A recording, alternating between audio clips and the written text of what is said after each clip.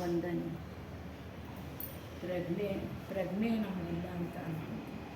ಪ್ರಜ್ಞೆ ಅಂದರೆ ಒಳ್ಳೆಯದನ್ನು ಬೆಳೆಸ್ಕೊಳ್ಳೋದಕ್ಕೆ ಪ್ರಜ್ಞೆ ಅಂತಾರೆ. ಪ್ರಜ್ಞೆ ಇಲ್ದಿದ್ರೆ ಕತ್ತಲೆ ವಾಸ. ನಾವು ಇಷ್ಟು ದಿನ ಇದ್ದಿದ್ದೆಲ್ಲ ಕತ್ತಲೆ ವಾಸನೇ. ಈಗ ನಾವು ಸತ್ಸಂಗ ಬಂದಮೇಲೆ ಪ್ರಜ್ಞೆ ಬಂದಿದೆ, ಅದರಂತೆ ನಾವು ನಡ್ಕೊಳ್ತಾ ಇದ್ವಿ. ಮಧುರವಾದ ಮಾತಾಡಬೇಕು ಅಂತ ಹೇಳ್ತಾರೆ. ಮಧುರವಾದ ಮಾತು ಅಮೃತಕ್ಕೆ ಸಮಾನ, ಆದರೆ ಕಟು ಮಾತು ವಿಷಕ್ಕೆ ಸಮಾನ ಅಂತ ಹೇಳ್ತಾರೆ. ಸತ್ಯ, ನ್ಯಾಯ, ಧರ್ಮನ ಅಳವಡಿಸ್ಕೊಳ್ಬೇಕು, ವಯಸ್ಸಿಗೆ ತಕ್ಕಾಗಿ ಮಾತನಾಡಬೇಕು ಅಂತ. ನಾವು ಹೇಗೆ ಮಾತನಾಡ್ತಾ ಇದ್ವಿ ಅನ್ನೋದು ಪ್ರಜ್ಞೆ ಇಲ್ಲ. ಪ್ರಜ್ಞೆ ಅಂತ ಯಾಕೆ ಹೇಳಿದೆ ಅಂದರೆ ನಾವು ವಯಸ್ಸಿಗೆ ತಕ್ಕಾಗಿ ಮಾತನಾಡ್ತಾ ಇಲ್ಲ. ಯಾರು ಯಾವ ರೀತಿ ಬಿಹೇವ್ ಮಾಡಬೇಕು ಅನ್ನೋದನ್ನು ನಾವು ತಿಳ್ಕೊಂಡಿದ್ದೆ ನಮ್ಮ ಸತ್ಸಂಗದಲ್ಲಿ. ಹಿತಮಿತವನ್ನು ಸಾಧನೆ ಮಾಡಿಕೊಳ್ಬೇಕು ಮತ್ತು ನಮ್ಮ ತಪ್ಪುಗಳನ್ನು ಸರಿಪಡಿಸ್ಕೊಳಕ್ಕೆ ಬಂದಿರೋದೇ ಆ ಜಾಗನೇ ಸತ್ಸಂಗ ಅಂತ ಹೇಳ್ತೀನಿ. ಪುರುಷಾರ್ಥ ಮಾಡೋರೆಲ್ಲ ಪುರುಷರು, ಕುಚೇಷ್ಟೆ ಮಾಡೋರಿಗೆ ಯಾವಾಗಲೂ ದುಃಖನೇ. ಸಾಕಷ್ಟು ಕುಚೇಷ್ಟೆ ಮಾಡ್ತಾರೆ, ಇಲ್ಲಿ ಅಂತಲ್ಲ, ಎಲ್ಲ ಕಡೆಯೂ, ಮನೆಯಿಂದ ಹಿಡಿದು ಫ್ರಮ್ ಔಟ್ಸೈಡ್ ಎಲ್ಲ ಕಡೆಯೂ ಅಷ್ಟೇ ಚೇಷ್ಟೆ ಬುದ್ಧಿ ಜಾಸ್ತಿ. ಮೊನ್ನೆ ನಾನೇ ಒಂದು ಗಮನಿಸಿದೆ. ಒಂದು ಕ್ಲಾಸ್ಗೆ ಹೋಗಿದ್ದೆ, ಅಲ್ಲಿ ಒಂದು ಚೇರ್ ಬೇಕಾಗಿತ್ತು ಒಬ್ಬರಿಗೆ. ಕೊಡೋಕ್ಕೂ ಇಷ್ಟ ಇಲ್ಲ ಅವ್ರಿಗೆ, ಕೊಡಬೇಕು, ಆದರೆ ಆ ಸ್ಥಳದಲ್ಲಿ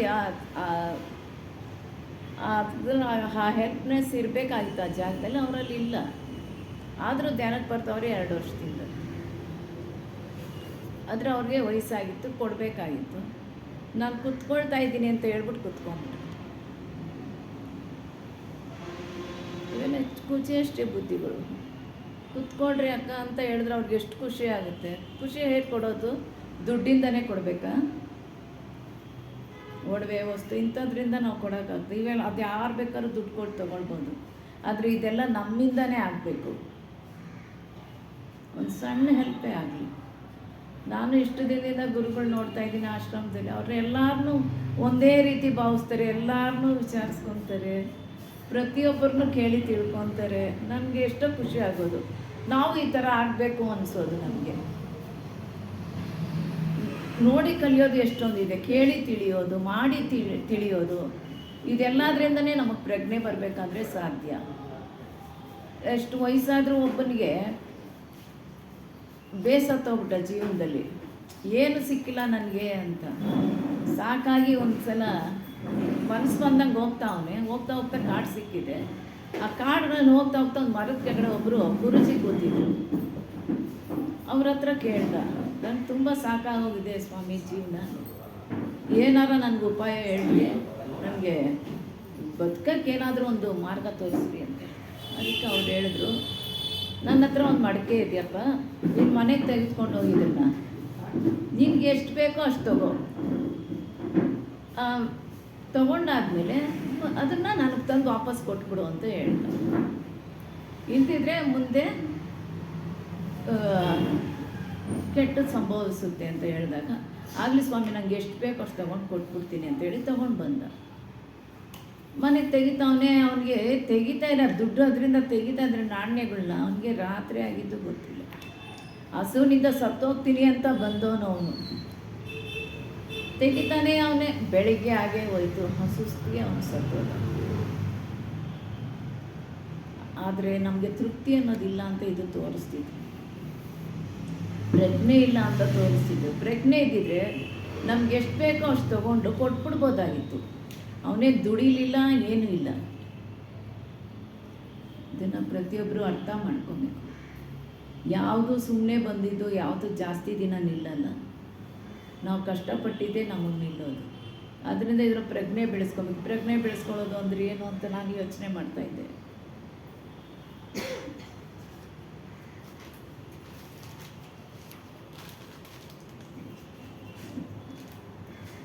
ಜಾಣತನದಿಂದ ಕರ್ಮ ಮಾಡಬೇಕು. ಧರ್ಮದ ಕರ್ಮವನ್ನು ಆರಿಸ್ಕೊಳ್ಬೇಕು. ಧರ್ಮದ ಕರ್ಮ ಅಂದ್ರೇನು? ಕರ್ಮ ಅಂದರೆ ಇದು ಯಾವ ಕರ್ಮನೋ ಅಂತ ಹೇಳ್ತೀವಿ. ಒಳ್ಳೆ ಕರ್ಮನ, ಒಳ್ಳೆ ಧರ್ಮನ, ಎರಡೂ ಇದೆ ನಮ್ಮ ಮುಂದೆ. ನಮ್ಗೆ ಯಾವ್ದು ಸುಲಭನೋ ಅದನ್ನೇ ನಾವು ಬೇಗ ಆರಿಸ್ಕೊಳ್ಳೋದು.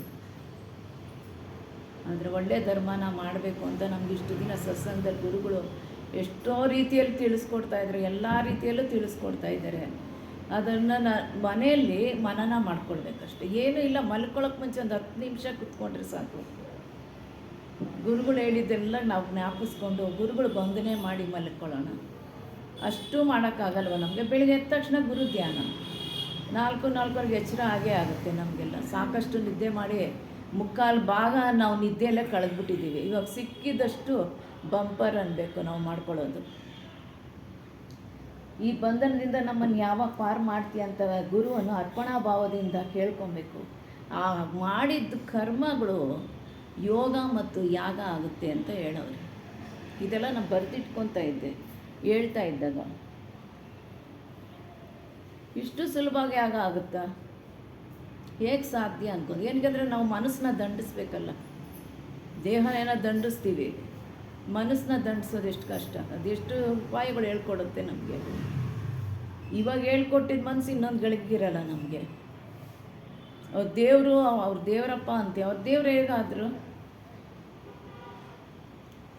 ಅವ್ರ ಸ್ವಭಾವಗಳಿಂದ, ಅವ್ರ ಧರ್ಮ ಕರ್ಮದಿಂದ, ಜ್ಞಾನದಿಂದ, ಅವ್ರ ಒಳ್ಳೆತನದಿಂದ, ಅದು ಅಮೃತ ಸಮಾನದ ಅವ್ರ ಮಾತುಗಳಿಂದ ಅವರೆಲ್ಲ ದೇವರುಗಳಾಗಿದ್ದಾರೆ. ಎಲ್ಲರೂ ಆಗ್ಬೋದು ಅಂತ ನಮಗೆ ಸತ್ಸಂಗದಲ್ಲಿ ತಿಳಿಸ್ಕೊಡ್ತಾ ಇದ್ದಾರೆ.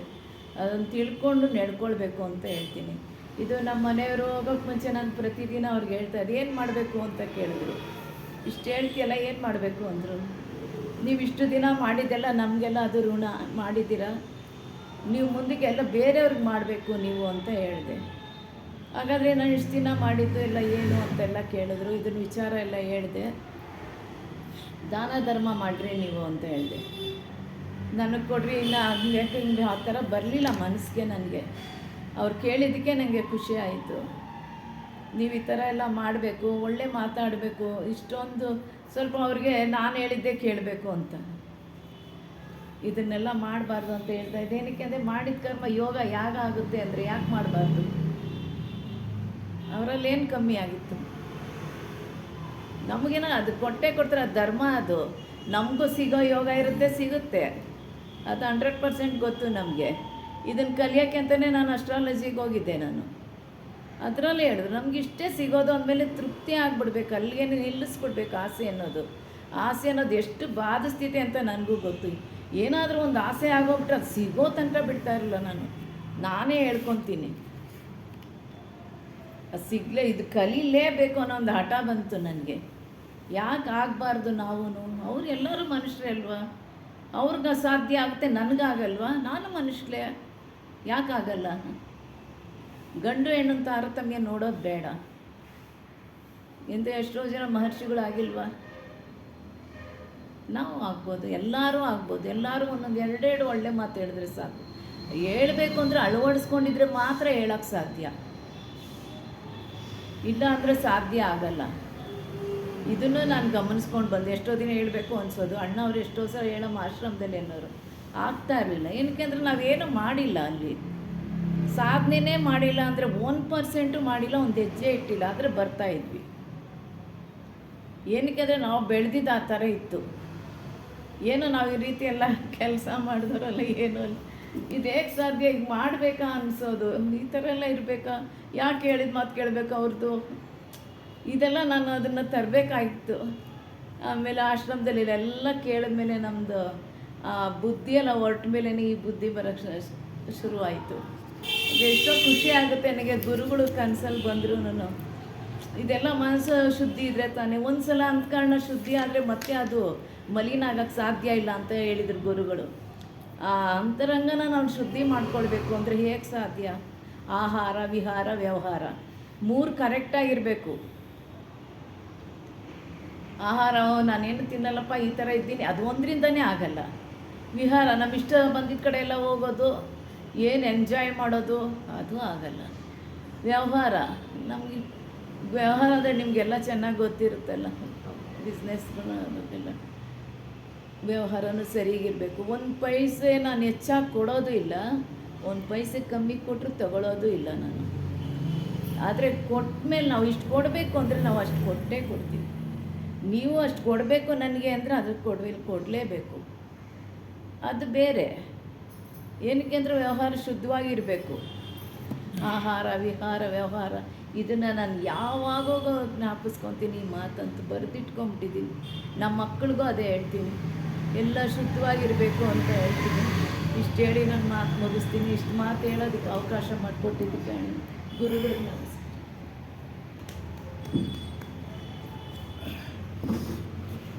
बोलिए श्री सत्यनाम वाली कबीर साहेब की जय, सद्गुरु श्री हनुमान साहेब की जय. ಪೂಜ್ಯರು ಪ್ರಾತಸ್ಮರಣೆ ಸದ್ಗುರುಗಳಂತ ಸದ್ಗುರು ಶ್ರೀ ಹನುಮಾನ್ ಸಾಹೇಬರ ದಿವ್ಯಚರಣೆಗಳಿಗೆ ಉಳಿಸುತ್ತಾ, ಮಾತಾಜಿಯವರ ದಿವ್ಯಚರಣೆಗಳಿಗೆ ಉಳಿಸುತ್ತಾ, ನೆರೆದಿರುವ ಎಲ್ಲ ಭಕ್ತಿ ಮಾತೆಯರಿಗೆ ಮಹಿಳೆಯರಿಗೆ ಉಳಿಸುತ್ತಾ ಸತ್ಸಂಗ ಕಾರ್ಯಕ್ರಮ ಪ್ರಾರಂಭ ಮಾಡೋಣ. ಇದುವರೆಗೂ ಒಂದು ಶ್ರೀಮತಿ ಮಂಗಳಗೌರಮ್ಮ ಅವರು ಒಳ್ಳೆಯ ವಿಚಾರಗಳನ್ನು ತಿಳಿಸ್ಕೊಟ್ರು. ಪ್ರಜ್ಞೆ, ಕರ್ಮ ಇತ್ಯಾದಿ. ಕರ್ಮ ಅಂದರೆ ಇನ್ನೇನಿಲ್ಲ, ಕೆಲಸ.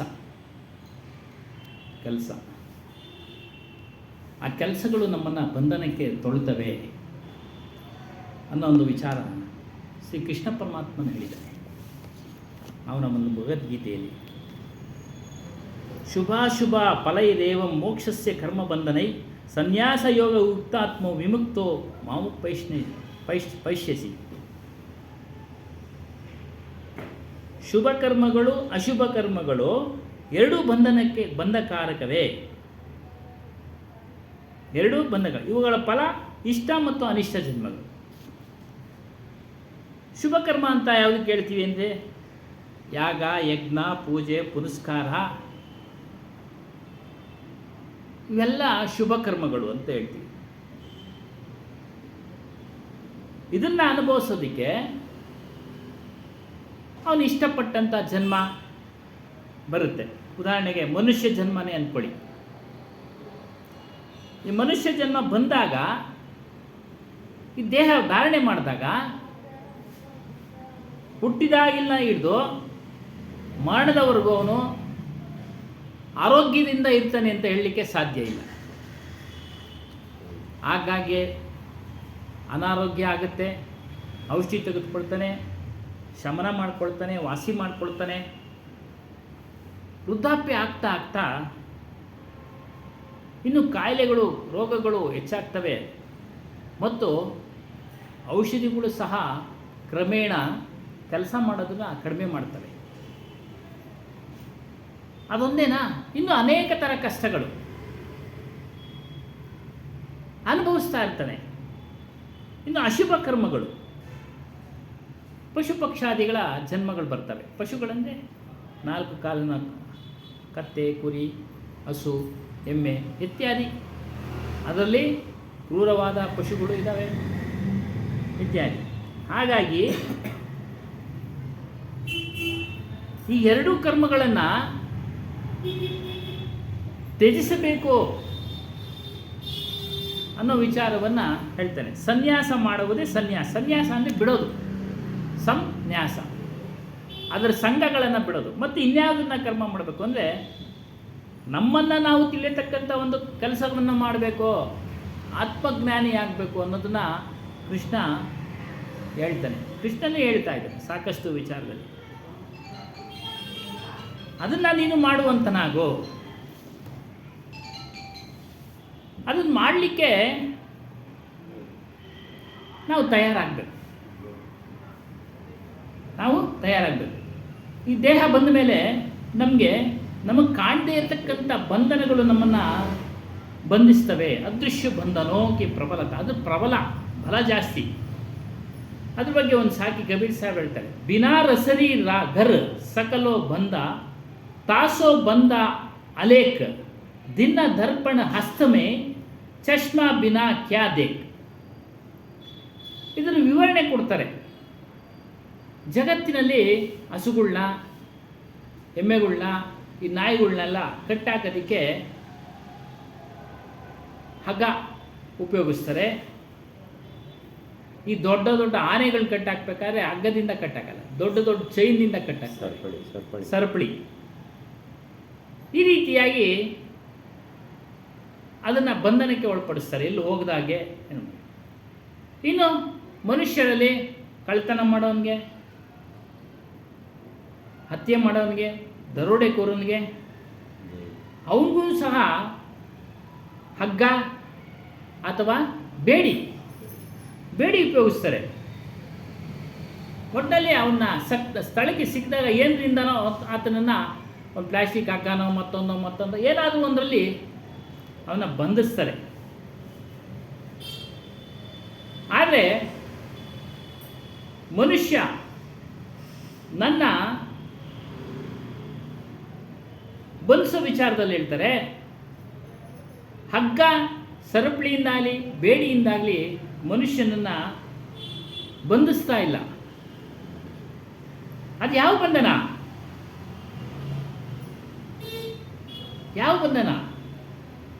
ಅದು ಅರ್ಥ ಕೊಡ್ತಾ ಇದ್ದಾರೆ.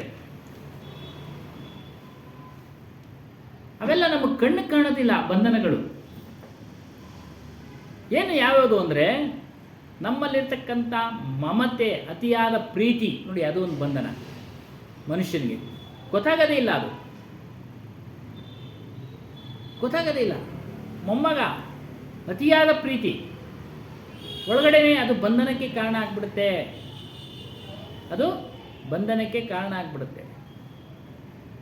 ಹಾಗಾದರೆ ಆತನನ್ನ ಪ್ರೀತಿ ಮಾಡೋದೇ ಬೇಡವಾ? ಮಾಡಬೇಕು. ಮಾನಸಿಕವಾಗಿ ಇದೆಲ್ಲ ಶಾಶ್ವತವಲ್ಲ ಅಂತ ತಿಳಿದಿರ್ಬೇಕು ನಾವು. ಇದೆಲ್ಲ ಶಾಶ್ವತವಲ್ಲ. ಮೊಮ್ಮಗ ಆಗೋ ಅಷ್ಟೊತ್ತಿಗೆ ನಮ್ಗೆ ವಯಸ್ಸು ಎಷ್ಟಾಗಿರುತ್ತೆ? 60 ದಾಟಿರುತ್ತೆ, 60-65 ದಾಟಿರುತ್ತೆ. ಹೋಗೋದಂತೂ ನಿಜ ಅಂತ ನಾವು ತಿಳ್ಕೊಂಡಿರ್ಬೇಕು. ಇರೋವರೆಗೂ ಪ್ರೀತಿಸೋಣ, ಜವಾಬ್ದಾರಿಯಿಂದ ನೋಡ್ಕೊಳ್ಳೋಣ, ಮಾಡೋಣ. ಜವಾಬ್ದಾರಿಯಿಂದ ನುಣ್ಸ್ಕೊಳ್ಬಾರ್ದು. ಅಹಂಕಾರ ನೋಡಿ, ಅದು ಬಂಧನ. ಗೊತ್ತಿಲ್ಲದಂಗೆ ಬಂದ್ಬಿಡುತ್ತೆ ಅಹಂಕಾರ, ನಮಗೆ ಗೊತ್ತೇ ಆಗೋದಿಲ್ಲ. ಅಷ್ಟಮದಗಳು ಅಂತ ಹೇಳ್ತೀವಿ. ವಿದ್ಯಾಮದ, ಐಶ್ವರ್ಯಮದ, ಶ್ರೀಮದ, ಉತ್ತಮದ, ಪುತ್ರಮದ, ರೂಪಮದ, ಪದವಿಯ ಮದ, ಹೀಗೆ 8 ಮದಗಳು. ಮದ ಅಂದರೆ ಅಹಂಕಾರ. ನೋಡಿ, ಒಂದು ಪದವಿ ಸಿಕ್ಬಿಡ್ತು ಒಬ್ಬ ಮನುಷ್ಯನಿಗೆ, ಗೊತ್ತಿಲ್ಲದಂಗೆ ಅವನಿಗೆ ಅಹಂಕಾರ ಬಂದ್ಬಿಡುತ್ತೆ. ನಾನು ದೊಡ್ಡವನು, ನನ್ನ ಮಾತನ್ನ 100 ಜನ ಕೇಳ್ತಾರೆ, ಆಟೋಮೆಟಿಕ್ಕಾಗಿ. ಅದಕ್ಕೆ ಅದೃಶ್ಯ ಬಂಧನ ಅಂತ ಹೇಳಿದರು. ನಮಗೆ ಗೊತ್ತಾಗದ ಹಾಗೆ ನಮಗೆ ಅವೆಲ್ಲ ಬಂದು ನಮ್ಮ ಮನಸ್ಸಲ್ಲಿ ಕೂತ್ಕೊಳ್ತವೆ, ಗೊತ್ತಾಗೋದೇ ಇಲ್ಲ. ನಮಗೇನಾದರೂ ಪೆಟ್ಟು ಬಿದ್ದಾಗ ಅವಾಗ ಯೋಚನೆ ಮಾಡ್ತೀವಿ ನಾವು. ಏನಾದರೂ ತೊಂದರೆ ಆದಾಗ ಯಾಕೆ ಹಿಂಗೆ ತೊಂದರೆ ಆಯಿತು ಅಂತೇಳಿ ಆವಾಗ ಯೋಚನೆ ಮಾಡ್ತೀವಿ, ಆವಾಗ ಪಶ್ಚಾತ್ತಾಪ ಪಡ್ತೀವಿ. ಅಷ್ಟೊತ್ತಿಗೆ ಏನಮ್ಮ ಕಾಲ ಮಿಂಚೋಗಿರುತ್ತೆ. ನಮ್ಮ ತಪ್ಪಿನ ಪರಿಣಾಮ ನಮಗೆ ಶಿಕ್ಷೆನೂ ಆಗಿರುತ್ತೆ. ಹೀಗೆ ಇನ್ನು ಬಯಕೆನೂ ಒಂದು ಬಂಧನನೇ. ಅತಿಯಾದ ಬಯಕೆ ಇರಬೇಕು ಮನುಷ್ಯನಿಗೆ. ಊಟ ಮಾಡೋ ಬಯಕೆ ಇರಬೇಕು. ಆದರೆ ನಮ್ಮ ದೇಹದ ಸ್ಥಿತಿಗತಿಗಳನ್ನು ನೋಡಿ ನಾವು ಊಟ ಮಾಡಬೇಕು. ನಮ್ಮ ದೇಹದ ಸ್ಥಿತಿಗತಿಗಳನ್ನು ನೋಡಿ ನಾವು ಊಟ ಮಾಡಬೇಕು. ಯೌವನದಲ್ಲಿ ಎಲ್ಲ ಸರಿ ಇರುತ್ತೆ, ಆಗಲೂ ಕೆಟ್ಟೋಗುತ್ತೆ. ಏನೋ ಔಷಧಿ ತೊಗೊಳ್ತೀವಿ, ನಾವು ಸರಿ ಮಾಡ್ಕೊಳ್ತೀವಿ. ವೃದ್ಧಾಪ್ಯ ಬಂದಂತೆಲ್ಲ ನಮ್ಮ ಜೀರ್ಣಶಕ್ತಿ ಕುಂದುತ್ತೆ. ಹಾಗಾಗಿ ನಾವು ನಮ್ಮ ಬಯಕೆಗಳನ್ನು ನಿಯಂತ್ರಣಗೊಳಿಸಬೇಕು. ಇಲ್ಲಾಂದರೆ ಹೆಚ್ಚಿನ ದೀರ್ಘವಾದ ಕಾಯಿಲೆಗೆ ತುತ್ತಾಗ್ತೀವಿ. ಹಾಸಿಗೆ ಹಿಡಿತೀವಿ, ಮನೆಯವರಿಗೆಲ್ಲ ತೊಂದರೆ ಇತ್ಯಾದಿ. ಹಾಗಾಗಿ ನಮ್ಮ ಬಯಕೆಗಳನ್ನು ಗೊತ್ತಿಲ್ಲದಂಗೆ ಬಂದುಬಿಡ್ತವೆ, ನಾವು ಅದನ್ನು ನಿಯಂತ್ರಣಕ್ಕೆ ತೆಗೆದುಕೊಳ್ಳಬೇಕು. ಇನ್ನು ಕೋಪನೂ ಅಷ್ಟೇ. ಕೋಪ ಬಂದ್ಬಿಡುತ್ತೆ ಗೊತ್ತಿಲ್ಲದಂಗೆ. ಇನ್ನು ಲೋಭನೂ ಅಷ್ಟೇ. ಹಣ ಹೆಚ್ಚಾದೆ ಅಂತಲ್ಲ ಲೋಭ ಬಂದ್ಬಿಡುತ್ತೆ. ಈಗ ಹೇಳಿದ್ರಲ್ಲ ದಾನ ಧರ್ಮ ಮಾಡಬೇಕು ಅಂತ, ನೋಡ್ಕೊಂಡು ಮಾಡಿ. ದಾನ ಧರ್ಮ ಮಾಡಬಾರ್ದು ಅಂತೇಳಿಲ್ಲ,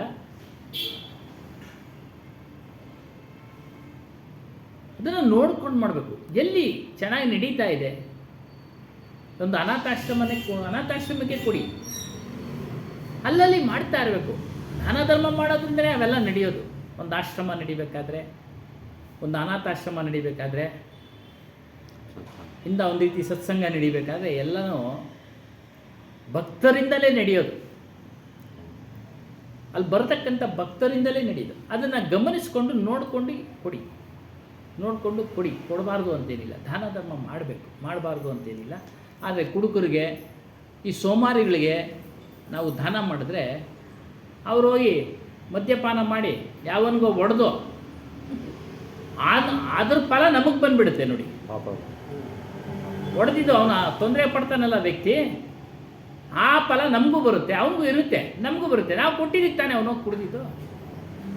ಹಾಗಾಗಿ ಪಾತ್ರಗಳನ್ನು ಅರಿತು ದಾನ ಮಾಡು, ಪಾತ್ರಗಳನ್ನು ಅರಿತು ದಾನ ಮಾಡು. ಲೋಭ ಆಗೋದು ಬೇಡ. ನಾವು ಗಳಿಸಿದ್ರಲ್ಲಿ, ಹನುಮಾನ್ ಸಾಹೇಬರು, ನೀವು ಗಳಿಸಿದ್ರಲ್ಲಿ ಒಂದು ಭಾಗ ದಾನ ಮಾಡೋಕ್ಕೆ ಇಟ್ಕೊಳ್ಳಿ, ಇನ್ನೊಂದು ಭಾಗ ನಿಮ್ಮ ವೃದ್ಧಾಪ್ಯಕ್ಕೆ ತೆಗೆದು ಇಟ್ಕೊಳ್ಳಿ, FDನೋ ಏನೋ ಮಾಡ್ಕೊಳ್ಳೋದು. ಇನ್ನು ಉಳಿದ ಭಾಗ ಸಂಸಾರ, ಮನೆ ಮಕ್ಕಳು ಪೋಷಣೆ ಇತ್ಯಾದಿ ಏನೇನಿರುತ್ತೋ ಉಪಯೋಗಿಸಿ ಅಂತ ಹೇಳ್ತಾರೆ. ಹಾಗಾಗಿ ದಾನ ಧರ್ಮದಲ್ಲಿ ಸ್ವಲ್ಪ ನಾವು ಇರಬೇಕು. ನಮ್ಮನ್ನು ಕಾಯುತ್ತೆ. ಮೋಹ, ಈ ಮೋಹ ಬಹಳ ಕೆಟ್ಟದ್ದು, ಅತಿಯಾದ ಮೋಹ. ತುಳಸಿದಾಸರ ಕತೆ ನಾವು ಕೇಳಿದ್ದೀವಿ. ಹಾಗೆ ಅತಿಯಾದ ಮೋಹ ಹೆಂಡತಿ ಮೇಲೆ ಆತನಿಗೆ. ಏನೋ ಕಾರಣದಿಂದ ಪಾಪ ತವ್ರ ಮನೆಗೆ ಹೋಗ್ಬಿಟ್ಲು. ಇವನು ಹೋಗಿದ್ದ ಹಗಲೊತ್ತು, ರಾತ್ರಿ ಬಂದ ಇಲ್ಲ, ಸಂಜೆ ಕೇಳ್ತಾನೆ ತವ್ರ ಮನೆಗೆ ಹೋಗಿದ್ದಾರೆ, ಏನೋ ಕಾರಣ ಅಂತ. ನದಿ ದಾಟ್ಕೊಬೇಕು, ಮಧ್ಯರಾತ್ರಿಲಿ ನದಿ ದಾಟಿ ಬರ್ತಾನೆ ಆಕೆ ಮನೆಗೆ. ಬಾಗಿಲು ಹಾಕಿರುತ್ತೆ, ಗವಾಕ್ಷಿಯಿಂದ ಇಳಿದು ಬರ್ತಾನೆ ಮಾಡಿ ಮತ್ತಿ. ಅತಿಯಾದ ಮೋಹ ನೋಡಿ, ಅವಳೇ ಗುರು ಆಗಿಬಿಟ್ಲು ಅವನಿಗೆ. ಹೇಳ್ತಾಳೆ, ಇಷ್ಟೊಂದು ಪ್ರೀತಿ, ಅತಿಯಾದ ಪ್ರೀತಿನೇ ಮೋಹ, ಬಿಡದೆ ಇರೋಕ್ಕಾಗದೆ ವ್ಯಾಮೋಹ. ಇಷ್ಟೊಂದು ಪ್ರೀತಿ ನನ್ನ ಮೇಲೆ ಇಟ್ಟಿದೆಯಲ್ಲ, ಈ ಪ್ರೀತಿನ ನೀನು ರಾಮನ ಮೇಲೆ ಇಟ್ಟಿದ್ರೆ ಎಷ್ಟು ಚೆನ್ನಾಗಿರ್ತಾ ಇತ್ತು ನಿನ್ನ ಜೀವನ ಅಂದು ಅಂದ ತಕ್ಷಣ ನಿರ್ಣಯ ಮಾಡ್ದ. ಆಕೆಯನ್ನು ಬಿಟ್ಟ, ರಾಮಭಕ್ತನಾದ. ತುಳಸಿ ರಾಮಾಯಣ ಅಂತೇಳಿ ರಾಮಾಯಣ ಬರೆದ. ಈ ರೀತಿಯಾಗಿ ಮೋಹ ಅದು ನಮಗೆ ಗೊತ್ತಿಲ್ಲದೆ ಬಂದ್ಬಿಡುತ್ತೆ. ರಾಗ, ಅತಿಯಾದ ಪ್ರೀತಿ, ದ್ವೇಷನೂ ಬಂದ್ಬಿಡುತ್ತೆ. ದ್ವೇಷ ಬರಲ್ವಾ ಸಂತರಿಗೆ? ಸಂತರ ಒಡನಾಟ ಮಾಡಿ ನೀವು. ನಾವೆಲ್ಲ ಓಡಾಡ್ತಾ ಇರ್ತೀವಲ್ಲ, ಹೇಳ್ತಾ ಇರ್ತಾರೆ, ಅವರವರಲ್ಲೇ ಮುಸ್ಕಿನ ಗುದ್ದ ನಡೀತಾ ಇರ್ತಿದ್ದೆ. ವಿಚಾರಕ್ಕೆ ಕೊಟ್ಟರೆ ಇವರೇ ಹೇಳ್ಬಿಡೋದು, ಅವ್ನು ಹೇಳ್ಬಾರ್ದು ಅಂತ. ಅವ್ರು ಹೇಳ್ಬಾರ್ದು, ನನಗಿನ್ನ ಚೆನ್ನಾಗಿ ಹೇಳ್ಬಿಟ್ರೆ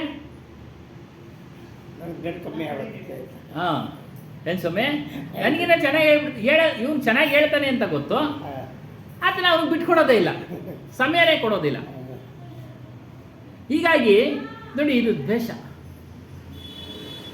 ಸಂತರಿಗೆ ಇರಬಾರ್ದು ಅಂತ ಹೇಳ್ತಾರೆ, ಆದರೆ ಅವರಲ್ಲೂ ಸಹ ಮಾಡಿರುತ್ತೆ. ಅವರಲ್ಲೂ ಸಹ ಮನೆ ಮಾಡಿದೆ. ಈ ಮೋಹದಿಂದಾಗಿನೇ ದೊಡ್ಡಾಪುರದಾಗ ಹೇಳಿದ್ರು, ವೈರಾಗ್ಯ ಬರಲ್ಲ, ಬಂದರೆ ಅದು ಇರುತ್ತೆ ಅಂತ. ಇರುತ್ತೆ, ಅವರು ಬಿಟ್ಟು ಹೋಗಲ್ಲ ಅದನ್ನ ಅಂತ. ಯಾಕೆ ಪ್ರತಿನಿತ್ಯ ಸತ್ಸಂಗ ಮಾಡಬೇಕು ಅಂದರೆ, ಪ್ರತಿನಿತ್ಯ ಅದರಲ್ಲಿ ಇರಬೇಕು ಅಂದರೆ, ಯಾವಾಗ ತಪ್ಪು ಬಿಡ್ತೋ ಗೊತ್ತಿಲ್ಲ, ಜ್ಞಾನಿನೂ ತಪ್ಪೋಗ್ಬಿಟ್ಟವನೆ, ವಿಶ್ವಾಮಿತ್ರ ತಪ್ಪೋಗ್ಬಿಟ್ಟ, ದಾರಿ ತಪ್ಪಿಟ್ಟ, ತಿರ್ಗಾ ಎಚ್ಚೆತ್ಕೊಂಡ. ನಾವು ಕಣ್ಮುಂದೆ ನೋಡ್ತಾ ಇದ್ದೀವಿ ಅನೇಕ ಉದಾಹರಣೆ. ಆ ಪುಸ್ತಕ ಕನ್ನಡ ಹಿಂದಿನ ಮಾಡಿದ್ರಲ್ಲ ಅಧೀನ್ ದಾಸ್ ಅಂತ, ಅವರು ಹೋಗ್ಬಿಟ್ರು, ಮದುವೆ ಆಗಿಬಿಟ್ರು, ಸಾಧುಗಳಾಗಿದ್ರು. ಅದಕ್ಕೆ ಹೇಳೋದು, ಸತ್ಸಂಗ ಜ್ಞಾನಿಯಾದರೂ, ತಿಳಿದಿದ್ರು, ವೈರಾಗ್ಯವಂತನಾದರೂ ಸಹ, ಉಸಿರಿರೋವ್ರಿಗೂ ಸಹ ಸತ್ಸಂಗ ಕೇಳ್ತಾ ಇರಬೇಕು. ಅವ್ರು ಹೇಳುವಂಥರಾದ್ರೂ ಕೂಡ ಅವರು ಮನನ ಮಾಡ್ತಾ ಇರಬೇಕು. ಹೇಳೋಕ್ಕಾಗೋದಿಲ್ಲ, ಈ ಮನಸ್ಸಿನ ಕೆಲಸ. ಗೊತ್ತಿಲ್ದಂಗೆ ಮೋಹ ಮಾಡಿಬಿಡುತ್ತೆ ನೋಡು. ಗೊತ್ತಿಲ್ದಂಗೆ ಪಾಪ ಅವರು ಸಾಧುಗಳು ಗೊತ್ತಿಲ್ದಂಗೆ ಮೋಹ ಒಂದು ಹೆಣ್ಣಿನ ಮೇಲೆ ಆಗೋಯ್ತು, ಮದುವೆನೂ ಆಗಿಬಿಟ್ರು, ಸಾಧು ಜೀವನ ತ್ಯಾಗ ಮಾಡಿಬಿಟ್ರು. ಅದಕ್ಕೆ ಇಲ್ಲಿ ಹೇಳ್ತಾ ಇರೋದು, ಅದೃಶ್ಯ ಬಂಧನ. ನಮಗೆ ಗೊತ್ತಿಲ್ದಂಗೆ ನಾವು ಬಂಧನಕ್ಕೆ ಒಳಪಡ್ತೀವಿ.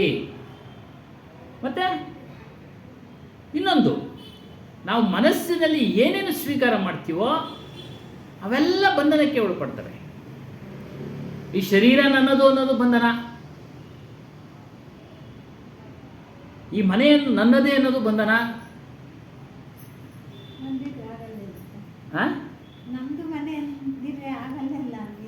ಅದು ವ್ಯಾವಹಾರಿಕವಾಗಿ ಹೇಳಲೇಬೇಕು, ನಮ್ಮದು ಮನೆ ನಮ್ಮದು ಇದು ಅಂತೇಳಿ ಇಲ್ಲ ಅಂತೇಳಿ. ಆದರೆ ಮಾನಸಿಕವಾಗಿ ಅದನ್ನು ತಿಳಿದಿರಬೇಕು ನಾವು. ಇದೆಲ್ಲ ನಮ್ದಲ್ಲಪ್ಪ, ಇದು ಒಂದಿನ ಬಿಟ್ಟು ಹೋಗ್ತೀವಿ ನಾವು, ನಮ್ಮನ್ನ ಎತ್ತ ಆಚೆ ಹಾಕ್ತಾರೆ ಅನ್ನೋದು ನಮ್ಮ ಗಮನದಲ್ಲಿರಬೇಕು. ಮೋಹವನ್ನು ಬಿಟ್ಟಿರಬೇಕು ಮಾನಸಿಕವಾಗಿ.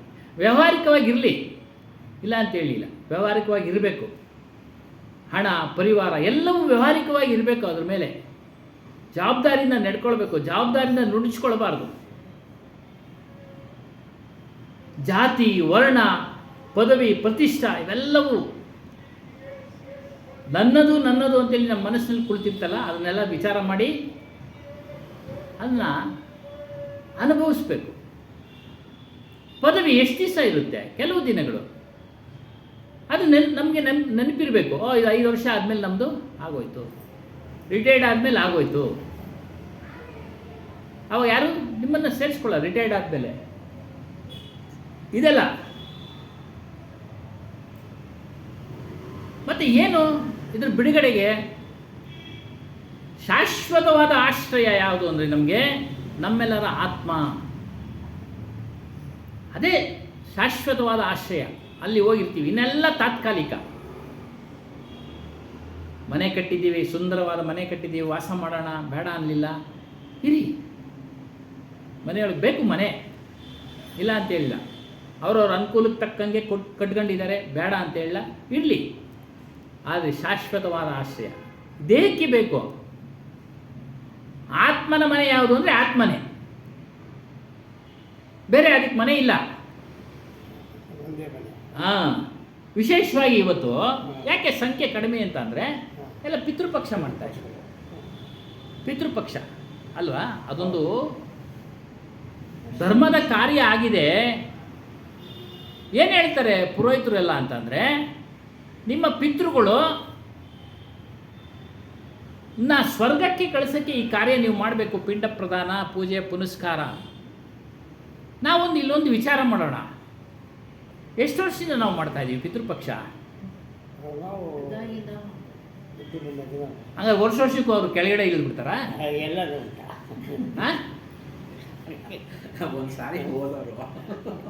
ನೋಡಿ, ವಿಚಾರ ಮಾಡಬೇಕು. ಅದಕ್ಕೆ ಪುರೋಹಿತರು ನಮ್ಮನ್ನೆಲ್ಲ ಗಮಾರ್ ಮಾಡಿಬಿಟ್ಟಿದ್ದಾರೆ,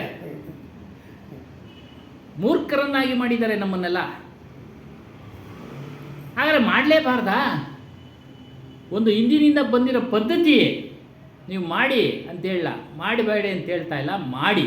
ಆದರೆ ಸ್ವರ್ಗಕ್ಕೆ ಕಳಿಸೋದು, ಮೋಕ್ಷಕ್ಕೆ ಕಳಿಸೋದು ಅವೆಲ್ಲ ಸುಳ್ಳು. ಸ್ವರ್ಗ ನರಕಲ್ಲ ಇಲ್ಲೇ, ಎಲ್ಲ ಇಲ್ಲೇ ಇದೆ. ಸ್ವರ್ಗನೂ ಇಲ್ಲ, ನರಕನೂ ಇಲ್ಲ, ಎಲ್ಲ ಬರೆದ್ಬಿಟ್ಟವ್ರೆ. ಆ ಚಂದ್ರನ ಲೋಕದಿಂದ ಆ ಕಡೆ ಇದೆ, ಮಂಗಳ ಲೋಕದಿಂದ ಆ ಕಡೆ ಇದೆ, ಅಲ್ಲೆಲ್ಲ ಇರ್ತಾರೆ ಅಂತ. ಮಂಗಳ ಗ್ರಹಕ್ಕೂ ಹೋಗಿ ಬಂದುಬಿಟ್ರು, ಚಂದ್ರಲೋಕಕ್ಕೂ ಹೋಗಿ ಬಂದುಬಿಟ್ರು, ಎಲ್ಲ ಗ್ರಹಗಳಿಗೆ ಹೋಗ್ತಾ ಇದ್ದಾರೆ. ಯಾರಿದ್ದಾರೆ ಅಲ್ಲಿ ಚಂದ್ರಲೋಕದಲ್ಲಿ?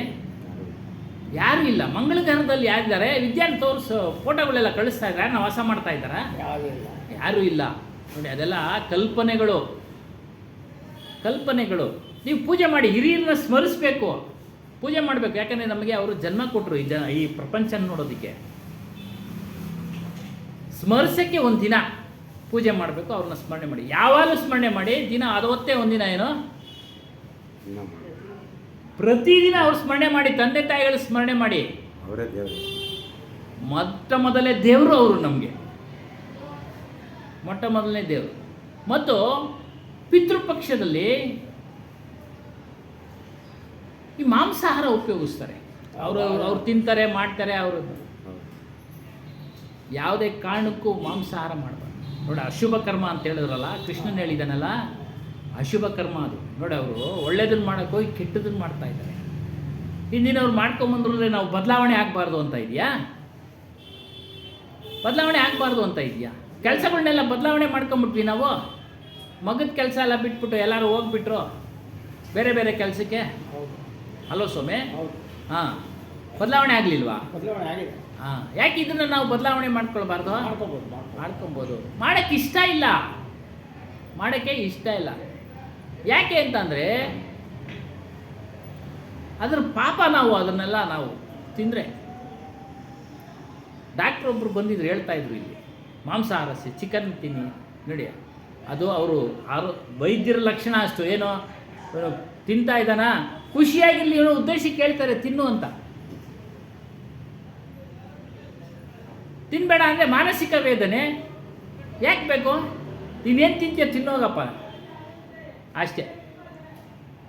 ತಿನ್ಬೇಡ ಅಂದ್ಬಿಟ್ಟು ಡಾಕ್ಟ್ರು ತಿನ್ಬೇಡ ಅಂದ್ಬಿಟ್ಟವ್ರೆ ಅಂತ ಅದ್ರ ಮೇಲೆ ಬಯಕೆ ನೋಡಿ, ಬಯಕೆ ಅದೊಂದು ಕಾಯಿಲೆ ಆಗಿಬಿಡುತ್ತೆ, ಕಾಯಿಲೆ ಆಗಿಬಿಡುತ್ತೆ. ಅರ್ಥ ಆಯ್ತಾ? ಹಾಗಾಗಿ ಅವೆಲ್ಲ ಉಪಯೋಗಿಸೋದ್ರಿಂದ ಪಾಪ ಅದ್ರ ಫಲನ ನಾವು ಅನುಭವಿಸೋಕ್ಕೆ ಜನ್ಮ ತಾಳಬೇಕು. ಕೃಷ್ಣನೇ ಹೇಳಿದರು ನೋಡಿ, ಅವೆಲ್ಲ ಅಶುಭ ಕರ್ಮ. ಕರ್ಮ ಅಂದರೆ ಕೆಲಸ, ಅಶುಭ ಅಂದರೆ ಕೆಟ್ಟದ್ದು, ಕೆಟ್ಟದ್ದು. ಇನ್ನು ಮೋಕ್ಷ ವಿಚಾರಕ್ಕೆ ಬರೋಣ. ಮೋಕ್ಷವನ್ನು ಅವರವರೇ ಪಡ್ಕೊಳ್ಬೇಕು, ಬಿಡುಗಡೆಯನ್ನು ಅವರವರೇ ಮಾಡ್ಕೊಳ್ಬೇಕು. ನಾವಿಲ್ಲಿ ಪಿಂಡ ಪ್ರದಾನ ಪೂಜೆ ಮಾಡಿಬಿಟ್ರೆ ಅವರು ಏನು ಮೋಕ್ಷಕ್ಕೇನು ಹೋಗೋದಿಲ್ಲ, ಅವರೇನು ಮೋಕ್ಷಕ್ಕೇನು ಹೋಗೋದಿಲ್ಲ. ನಮ್ಮ ಕೆಲಸ ನಾವೇ ಮಾಡ್ಕೊಳ್ಬೇಕು. ದಿನನಿತ್ಯದ ಕೆಲಸ ನಾವು ಬುದ್ಧಿ ಬಂದ ಮೇಲೆ ಏನು ಮಾಡ್ಕೊಳ್ತೀವಿ, ನಾವೇ ಮಾಡ್ಕೊಳ್ತೀವಿ. ಹಾಗೆ ಈ ಕೆಲಸನೂ ಅಷ್ಟೇ. ಕೃಷ್ಣನು ಅದನ್ನು ಹೇಳಿದ್ದಾನೆ, ನಿನ್ನ ಉದ್ಧಾರ ನೀನೇ ಮಾಡ್ಕೊಳ್ಬೇಕಪ್ಪ ಅರ್ಜುನ, ಬೇರೆ ಯಾರೂ ಮಾಡಲಿಕ್ಕೆ ಸಾಧ್ಯ ಇಲ್ಲ. ಅದನ್ನೆಲ್ಲ ಓದ್ತಾ ಇರ್ತೀವಿ, ವಿಚಾರ ಮಾಡೋ ಶಕ್ತಿ ಇಲ್ಲ. ಯಾಕೆ ವಿಚಾರ ಮಾಡೋ ಶಕ್ತಿ ಇಲ್ಲ ಅಂತಂದರೆ ಇಂಥ ವಿಚಾರಗಳನ್ನು ಕೇಳಿರೋದಿಲ್ಲ ನಾವು. ವಿಮರ್ಶೆ ಮಾಡತಕ್ಕಂಥ ವಿಚಾರಗಳನ್ನು ಕೇಳಿರೋದಿಲ್ಲ. ಅದನ್ನೇ ಹೇಳ್ತಾ ಇರ್ತೀವಿ, ಅದನ್ನೇ ಹೇಳ್ತಾ ಇರ್ತಾರೆ, ಅದನ್ನೇ ಕೇಳ್ತಾ ಇರ್ತೀವಿ, ತಿರ್ಗಾ ಮೊದಲಿಂದ ಅದನ್ನೇ ಕೇಳ್ತಾ ಇರ್ತೀವಿ. ಆ ಪಾಯಿಂಟ್ ಬಂದಾಗ ನಮ್ಗೆ ಯಾಕೆ ವಿಚಾರ ಬರಲಿಲ್ಲ? ಉದ್ಧಾರ ನೀನೇ ಉದ್ಧಾರ ಮಾಡ್ಕೊಬೇಕು ಅಂದಾಗ, ಓ ಹೌದಪ್ಪ ನಾನೇ ಉದ್ಧಾರ ಮಾಡ್ಕೊಬೇಕು. ತೆನಾಲಿ ರಾಮಕೃಷ್ಣ ಕಥೆನಲ್ಲಿ ಹೇಳ್ತಾನೆ ಅವನು, ಪಿತೃಗಳು ಮೋಕ್ಷ ಸಿಗಬೇಕು ಅಂದರೆ ಚಿನ್ನದ ಮಾವಿನಕಾಯಿ ನೀನು ದಾನ ಮಾಡಬೇಕು ಅಂತ ಕೃಷ್ಣದೇವರಾಯನಿಗೆ ಹೇಳ್ತಾರೆ. ಪಾಪ ಅವನು ಮಾಡ್ದ, ಇತ್ತು ಮಾಡ್ದ, ಇವನು ನೋಡ್ದ, ಏನಿದು ಅರ್ಥನೇ ಇಲ್ಲವೇ? ಹೇಳಿದ್ರ ಪಿತೃಗಳು ಚಿನ್ನದ ಮಾವಿನಕಾಯಿ ದಾನ ಮಾಡು ಅಂತ. ಅದಕ್ಕೆ ಅವನೊಂದು ಉಪಾಯ ಮಾಡ್ದ, ಇವ್ರಿಗೆ ಬುದ್ಧಿ ಕಲಿಸ್ಬೇಕು. ನಮ್ಮನೆಗೆ ಊಟಕ್ಕೆ ಬನ್ನಿ, ಪಿತೃಪಕ್ಷ ಮಾಡ್ತಾ ಇದ್ದೀವಿ ಅಂತ ಬ್ರಾಹ್ಮಣರಿಗೆ ಹೇಳ್ದ. ಅಲ್ಲ ಒಳ್ಳೆ ಊಟ ಇಕ್ಕಿದ, ದಾನ ಬೇಯ್ತಾ ಐತೆ ಸ್ವಾಮಿ ಅಂತ. ಯಾವನು ಕಬ್ಬಿಣಕ್ಕೆ ಸಲಾಕಿ ಬೇಯ್ತಾ ಐತೆ ತಂದ, ಏನು ದಾನ? ನಮ್ಮ ತಾಯಿಗೆ ಬರೆ ಇಕ್ಕೊಂಡು ಅವ್ರು ಸತ್ತೋಗಿದ್ದು ಇದೇ ಆಸೆ, ಅದಕ್ಕೆ ಎಲ್ಲರಿಗೂ ಬರೆ ಇಕ್ತೀವಿ ಅಂತ. ಅವಾಗ ಎದ್ದು ಓಡೋಗ್ತಾರೆ, ಅವಾಗ ಎದ್ದು ಓಡೋಗ್ತಾರೆ. ಅರ್ಥ ಆಯ್ತಾ ನೋಡಿ? ಇಷ್ಟು ಕಣ್ ತೆರೆಸೋ ಕಥೆಗಳು ಇದ್ದಾವೆ ನಮಗೆ. ನಾವು ವಿಚಾರ ಮಾಡ್ತಾ ಇಲ್ಲ, ವಿಚಾರ ಮಾಡ್ತಾ ಇಲ್ಲ. ಇಲ್ಲದೆ ಇರೋನೇನು ಮಾಡ್ತಾನೆ ಪಾಪ. ಅದಕ್ಕೆ ಸಾತ್ವಿಕ ಪೂಜೆ ಮಾಡಿ ತಂದೆ ತಾಯಿಗಳನ್ನ ಸ್ಮರಿಸ್ಬೇಕು. ದಿನ ಮಾಡಿ, ಯಾರು ಬೇಡ ಅಲ್ಲ. ವಿಶೇಷವಾಗಿ ಇವತ್ತು ಮಾಡೋ ದಿನ ನಿಮ್ಮ ಬಂಧು ಬಳಗ ಎಲ್ಲ ಸೇರಿ ಊಟ ಮಾಡಲಿ, ನಾಲ್ಕು ಸಮಾಚಾರ ಆಡಲಿ. ಈಗಂತೂ ಇಲ್ಲವೇ ಇಲ್ಲ, ಅದು ದೂರ ಆಗಿದೆ. ಅವ್ರವ್ರ ಮನೆಗೆ ಅವ್ರವ್ರು ಮಾಡ್ಕೊಂಡು ಯಾಕೆ ವ್ಯವಸ್ಥೆ ಹಂಗಿದೆ, ವ್ಯವಸ್ಥೆ ಇದೆ. ಹಾಗಾಗಿ ಕರ್ಮ ಅಶುಭ. ಇಲ್ಲಿ ಹೇಳ್ತಾರೆ ಶುಭ ಕರ್ಮ ಯಾವುದು ಅಂದರೆ ನಿನ್ನನ್ನು ನೀನು ತಿಳಿಯೋದು. ಇನ್ನೆಲ್ಲ ಬಂಧನಕ್ಕೆ ಕಾರಣ, ಎಲ್ಲ ಕೆಲಸ ಕಾರ್ಯಗಳು ಬಂಧನಕ್ಕೆ ಕಾರಣವಾಗಿದೆ. ನಮ್ಗೆ ಗೊತ್ತಿಲ್ಲದಂಗೆ ಬಂಧನ ಆಗ್ತಾ ಇದೆ. ಅದಕ್ಕೊಂದು ಕಥೆನೂ ಸಹ ಹೇಳಿದ್ದಾರೆ ಇಲ್ಲಿ. ಒಬ್ಬ ಒಂಟೆ ವ್ಯಾಪಾರಿ ಒಂಟೆಗಳನ್ನು ಮಾರಾಟ ಮಾಡೋದಕ್ಕೆ ಒಂದು ಸ್ಥಳದಿಂದ ಇನ್ನೊಂದು ಸ್ಥಳಕ್ಕೆ ಹೋಗ್ತಾ ಇರ್ತಾನೆ. ಸಂಜೆ ಆಗಿಬಿಡುತ್ತೆ. ಹಾಗೆಲ್ಲ ಧರ್ಮಶಾಲೆಗಳಿದ್ವು. ಈಗೆಲ್ಲ ಲಾಡ್ಜ್ಗಳೆಲ್ಲ ಅಂತ ಏನೇ ಇದ್ವೋ ಅವಾಗೆಲ್ಲ ಧರ್ಮಶಾಲೆಗಳಿದ್ವು, ಅವ್ರು ಉಳ್ಕೊಳ್ಳೋಕ್ಕೆ. ಅಲ್ಲಿ ಹೋಗ್ತಾನೆ. ಅವನು ಧರ್ಮಶಾಲೆಯ ಯಜಮಾನ ಇವನಿಗೂ ಅವಕಾಶ ಕೊಡ್ತಾನೆ, ಆ ಒಂಟೆಗಳಿಗೂ ಅವಕಾಶ ಇರೋದಕ್ಕೆ ಅವಕಾಶ ಕೊಡ್ತಾನೆ. ಅದನ್ನು ಕಟ್ಟಾಕೋದಕ್ಕೆ ಹಗ್ಗನೂ ಕೊಡ್ತಾನೆ ಅವನು ಯಜಮಾನ. ಒಂಟೆಗಳನ್ನೆಲ್ಲ ಕಟ್ಟಾಕ್ದ. ಒಂದು ಒಂಟೆಗೆ ಹಗ್ಗ ಇಲ್ಲ. ಬಂದು ಅವನು ಧರ್ಮಶಾಲೆಯ ಮಾಲೀಕನನ್ನು ಕೇಳ್ತಾನೆ, ನನ್ನ ಹತ್ರನೂ ಇಲ್ಲಪ್ಪ, ಏನು ಮಾಡೋದು? ಅವನು ಬುದ್ಧಿವಂತ ಹೇಳ್ದ, ಆ ಒಂಟೆಗೇನು ಗೊತ್ತಾಗೋದಿಲ್ಲ, ನೀನು ಗೂಟಕ್ಕೆ ಕಟ್ಟಾಕ್ದಂಗೆ ಕಟ್ಟಾಕಿ ಅದ್ರ ಕೊರಳು ಸುತ್ತೂ ಕೈ ಆಡಿಸು.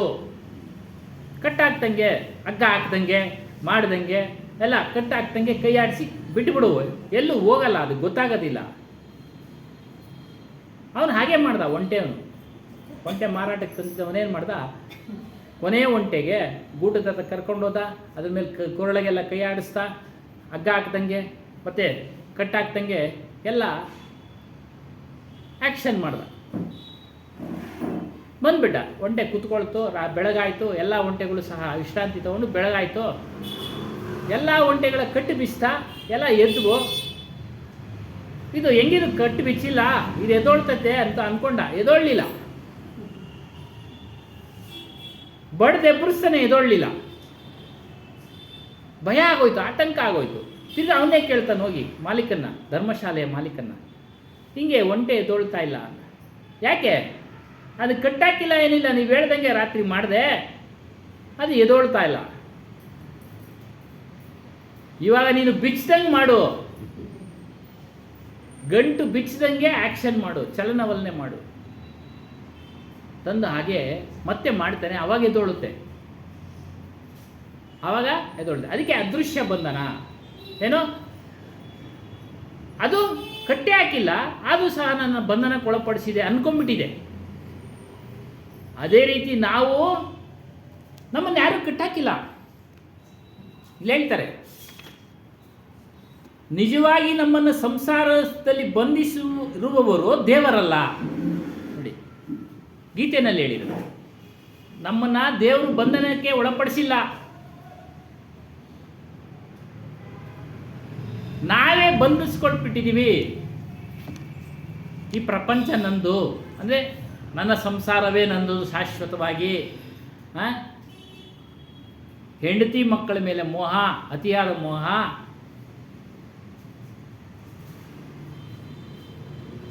ಇವುಗಳು ನಮ್ಮನ್ನು ಬಂಧನಕ್ಕೆ ಒಳಪಡಿಸಿದೆ.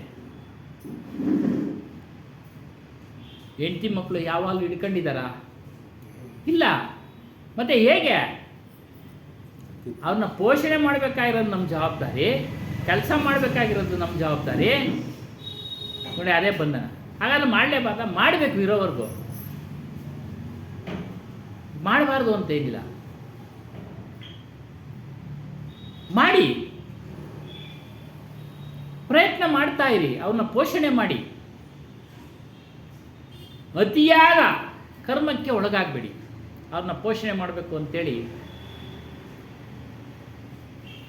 ಕಳ್ತನ ಮಾಡೋದು, ಒಬ್ಬರು ಮೋಸ ಮಾಡೋದು, ಏನು ಅವ್ರನ್ನ ಎತ್ತರಕ್ಕೆ ತೆಗೆದುಕೊಂಡು ಹೋಗ್ಬೇಕು ಅಂತ.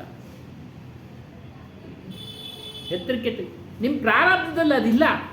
ಏನೋ ಹೆಚ್ಚಾಗಿ ಗಳಿಸೋ ಪ್ರಾರಬ್ಧದಲ್ಲಿ, ನಿಮ್ಮ ಪ್ರಾರಬ್ಧದಲ್ಲಿ ಇಲ್ಲ. ಹಾಗೇನು ಮಾಡಬೇಕು? ನಿಮಗೆ ಏನು ದುಡಿಮೆಯಿಂದ ಏನು ಬರುತ್ತೋ ಅದರಲ್ಲಿ ಅವ್ರನ್ನ ಪೋಷಣೆ ಮಾಡಬೇಕು.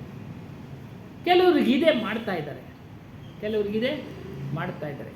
ಹಾಗಾಗಿ ನಮ್ಮ ಬಂಧನಕ್ಕೆ ಕಾರಣ ಏನು ಹೇಳ್ತಾರೆ. ನಮ್ಮ ಬಂಧನಕ್ಕೆ ಕಾರಣ ಏನಂದ್ರು, ನಮಗೆ ಸುಖ ಸಂತೋಷಗಳು ಯಾವಾಗಲೂ ಇರಬೇಕು ಅಂತೇಳಿ ಅದ್ರ ಮೇಲೆ ಆಸಕ್ತಿ ಇಟ್ಟಿದ್ದೀವಿ. ಯಾವಾಗಲೂ ಇರಬೇಕು ಸುಖ ಸಂತೋಷ, ದುಃಖನೇ ಬರಬಾರ್ದು. ಸಾಧ್ಯನಾ? ಇಲ್ಲ, ದುಃಖ ಬಂದೇ ಬರುತ್ತವೆ. ಆಸಕ್ತಿ ಇಟ್ಟಿದ್ದೀವಿ, ಅತಿಯಾದ ಆಸಕ್ತಿ. ಆ ಆಸಕ್ತಿನೇ ನಮ್ಮ ಬಂಧನಕ್ಕೆ ಕಾರಣ. ಅದೇ ಕಬೀರ್ ಸಾಹೇಬ್ ಹೇಳಿದ್ರು, ಅನಾಸಕ್ತಿಯಿಂದ ಜೀವನ ಮಾಡು, ನೀನು ಮಾಡಬಾರ್ದು ಅಂತೇನಿಲ್ಲ. ಹೆಂಡತಿ ಮಕ್ಕಳ ಜೊತೆ ಸಂಸಾರ ಮಾಡಬೇಡ ಅಂತ ಹೇಳಿಲ್ಲ. ಆದರೆ ಅದರ ಮೇಲಿರ್ತಕ್ಕಂಥ ಮೋಹವನ್ನು ಬಿಡು, ಸತ್ಯವನ್ನು ತಿಳಿ.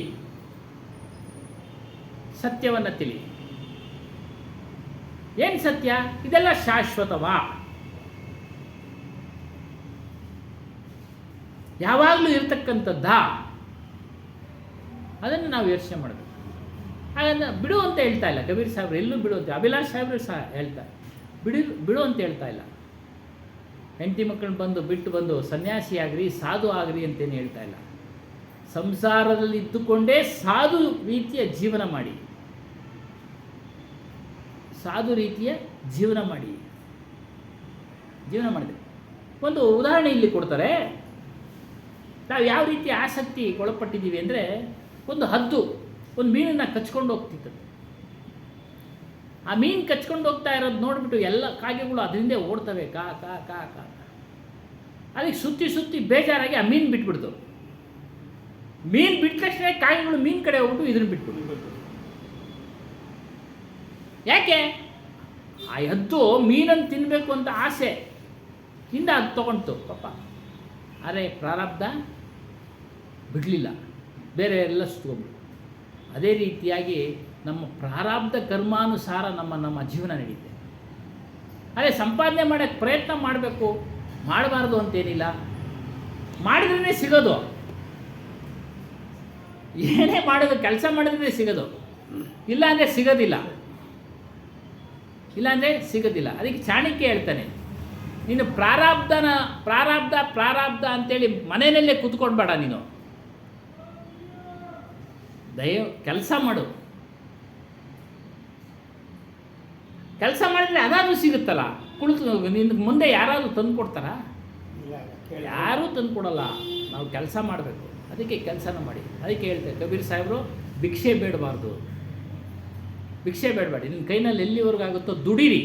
ಅದ್ರ ಜೊತೆಯಲ್ಲಿ ಆತ್ಮಜ್ಞಾನವನ್ನು ತಿಳಿಯಿರಿ. ಈ ರೀತಿ ಕಥೆ ಮೂಲಕ ನಮಗೆ ತಿಳಿಸ್ಕೊಟ್ರು. ನಾವೇ ಬಂಧನಕ್ಕೆ ಎಲ್ಲ ನನ್ನದು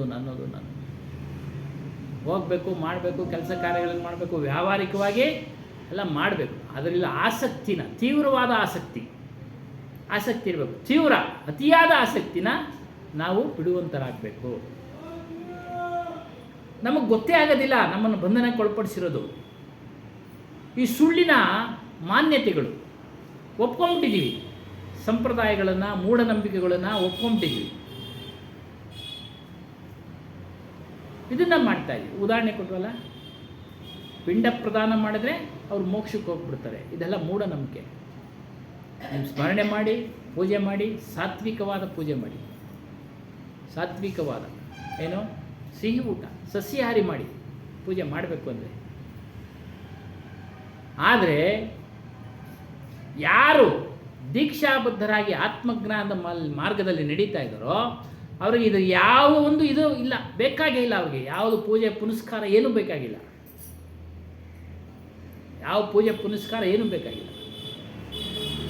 ಅದಕ್ಕೆ ಹೇಳ್ತಾರೆ, ಪಂಚವರ್ಣವ ತಿಳಿದ ಯೋಗಿಗೆ ಪಂಚಸೂತಕ ಇಲ್ಲವೆಂದು. ಪಂಚವರ್ಣ ಅಂದರೆ 5 ಭೂತ ಅಂತ ಹೇಳಿದ್ವಲ್ಲ, ಅದನ್ನೆಲ್ಲ ತಿಳಿದಂಥವನಿಗೆ ಜಡ ಮತ್ತು ಚೈತನ್ಯ, ಅವೆಲ್ಲ ಜಡ, ಅದ್ರ ವಿಚಾರ ತಿಳಿದ ಯಾವುದು, ಆಕಾಶ, ಅಗ್ನಿ, ವಾಯು, ಜಲ, ಪೃಥ್ವಿ. ಪಂಚವರ್ಣ ಅಂದರೆ ತಿಳಿದ ಯೋಗಿಗೆ ಪಂಚಸೂತಕಗಳು ಇಲ್ಲವೆಂದು. ಪಂಚಸೂತಕ ಏನು ಸೂತಕಗಳು ಹೇಳ್ತಾ ಇರಲ್ಲ, ಹುಟ್ಟಿನ ಸೂತಕ, ಮುಟ್ಟಿನ ಸೂತಕ, ಶವಸಂಸ್ಕಾರದ ಸೂತಕ, ಹೆಣ್ಮಗಳಾಗೋದು ಸೂತಕ ಇತ್ಯಾದಿ 5 ರೀತಿಯ ಸೂತಕಗಳು ಹೇಳ್ತಾರೆ. ಯಾವ ಸೂತಕನೂ ಇರಲ್ಲ ಅವನಿಗೆ. ಬೇರೆ ಇರ್ತಾನವನು, ಎಲ್ಲದಕ್ಕೂ ಬೇರೆ ಅವನು. ಅವನಿಗೆ ಯಾವುದೂ ಅಂಟಿರೋದಿಲ್ಲ, ಅಂಟು ಮುಂಟು ಯಾವುದೂ ಇಲ್ಲ. ಅದಕ್ಕೆ ಕೆಲವರೆಲ್ಲ ನೋಡಿ ಯಾವುದಕ್ಕೂ ತಲೆ ಕೆಡಿಸ್ಕೊಳ್ಳೋ ಅವಧೂತರ ಆಗ್ಬಿಡ್ತಾರೆ ಅವರು. ಮನಸ್ಸಿನಿಂದ ತೆಗೆದುಹಾಕಬೇಕು ಅದನ್ನೆಲ್ಲ. ಶಾರೀರಿಕವಾಗಿ ಸ್ನಾನ ಮಾಡ್ತಾರೆ ಅಷ್ಟೇ, ಮನಸ್ಸಿನಿಂದ ಅವರು ತೆಗೆದುಹಾಕಿರ್ತಾರೆ. ಹಾಗಾಗಿ ಈ ಶರೀರ ಮತ್ತು ಪ್ರಪಂಚ ಸ್ವಪ್ನದಂತೆ. ಏನಾದರೂ ಸ್ವಪ್ನ ಸುಳ್ಳು ನಿಜಾನೋ? ಸುಳ್ಳು. ಪಾಠಗಳಲ್ಲಿ ಸಣ್ಣ ಪುಟ್ಟ ನಾವು ಸಣ್ಣ ಅವರಿದ್ದಾಗ ಪಾಠಗಳಲ್ಲಿ ಕೇಳಿ, ತಿರುಕನೋರ್ವ ಮುಂದೆ ಭಿಕ್ಷೆ ಮಾಡ್ತಾ ಇರ್ತಾನೆ ಪತ್ಯ. ಅವನಿಗೆ ಒಂದು ಕನಸು ಬಿದ್ದೋಗ್ಬಿಡುತ್ತೆ. ಆ ಊರಿನ ರಾಜ ಸತ್ತೋಗ್ಬಿಡ್ತಾನೆ. ರಾಜ ಯಾರೂ ಇಲ್ಲ, ಅವನಿಗೆ ಮಕ್ಕಳಿರೋದಿಲ್ಲ. ಆನೆ ಕೈಗೆ ಹಾರ ಕೊಟ್ಬಿಟ್ರು. ಅದು ಬಂದು ಇವನಿಗೆ ಹಾಕ್ಬಿಡ್ತು. ಇವನು ರಾಜನ ಮಾಡಿಬಿಟ್ರು. ಮದುವೆನೂ ಮಾಡಿದ್ರು, ಮಕ್ಕಳು ಆದವು. ಪಕ್ಕದ ರಾಜ್ಯದವನು ಬಂದು ದಂಡೆತ್ತಿ ಬಂದು ಇವನ್ನ ಹೊಡೆದಾಕ್ಬಿಟ್ಟು ವಶಪಡಿಸ್ಕೊಂಡ. ಅವ ದಡಾರ್ನಂತ ಎದ್ದ. ದಡಾರ್ನಂತ ಎದ್ದ. ತಿರುಕನ ಕನಸು. ತಿರುಕನ ಕನಸು. ಹಂಗೆ ಸ್ವಪ್ನ ಏನು ನಿಜಾನ ಸುಳ್ಳು? ಸುಳ್ಳು.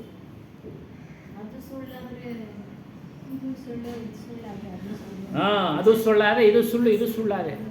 ಅದಕ್ಕೂ ಒಂದು ಕತೆ ಮಾಡಿದ್ದಾರೆ. ಜನಕ ಮಹಾರಾಜನ ಕತೆ. ಅವನಿಗೂ ಇದೇ ಥರ ಕನಸು ಬಿದ್ದೋಯ್ತು. ಇವಾಗ ತಿರುಕನವ್ರ ಕನಸು. ಇದನ್ನು ಪ್ರಶ್ನೆ ಮಾಡಬೇಕಾಯ್ತು. ಅವನು ರಾಜ್ಯಸಭೆಯಲ್ಲಿ ಅವನೆಲ್ಲ ಆತ್ಮಜ್ಞಾನಿ. ಅವನ ಆಸ್ಥಾನದಲ್ಲಿದ್ದವರೆಲ್ಲ ಜ್ಞಾನಿಗಳೇ. ಬಂದು ಪ್ರಶ್ನೆ ಮಾಡ್ತಾನೆ, ಇದು ಸುಳ್ಳೋ ಅದು ಸುಳ್ಳೋ, ಇದು ನಿಜನೋ ಅದು ನಿಜನೋ. ಯಾರಿಗೆ ಗೊತ್ತೇ ಆಗೋದಿಲ್ಲ ಆ ಮಾತಿನ ರಹಸ್ಯ. ಅಷ್ಟಾವಕ್ರ ಬರ್ತಾನೆ. ಯಾರು ಈ ಪ್ರಶ್ನೆಗೆ ಉತ್ತರ ಹೇಳಲು ಅವ್ರನ್ನೆಲ್ಲ ಡೊಂಗುರ ಸಾರಿಸ್ತಾನೆ. ಅರ್ಧ ರಾಜ್ಯ ಕೊಡ್ತೀನಿ, ಇಲ್ಲದ್ರೆ ಜೈಲಿಗೆ ಹಾಕ್ತೀನಿ ಅಂತ. ಎಷ್ಟೋ ಜನ ಬರ್ತಾರೆ, ಹೇಳಲಿಕ್ಕಾಗೋದಿಲ್ಲ, ಎಲ್ಲ ಜೈಲಿಗೆ. ಅದರಲ್ಲಿ ಅಷ್ಟಾವಕ್ರನ ತಂದೆನೂ ಕೂಡ ಸೆರೆಮನೆಯಲ್ಲಿರ್ತಾನೆ.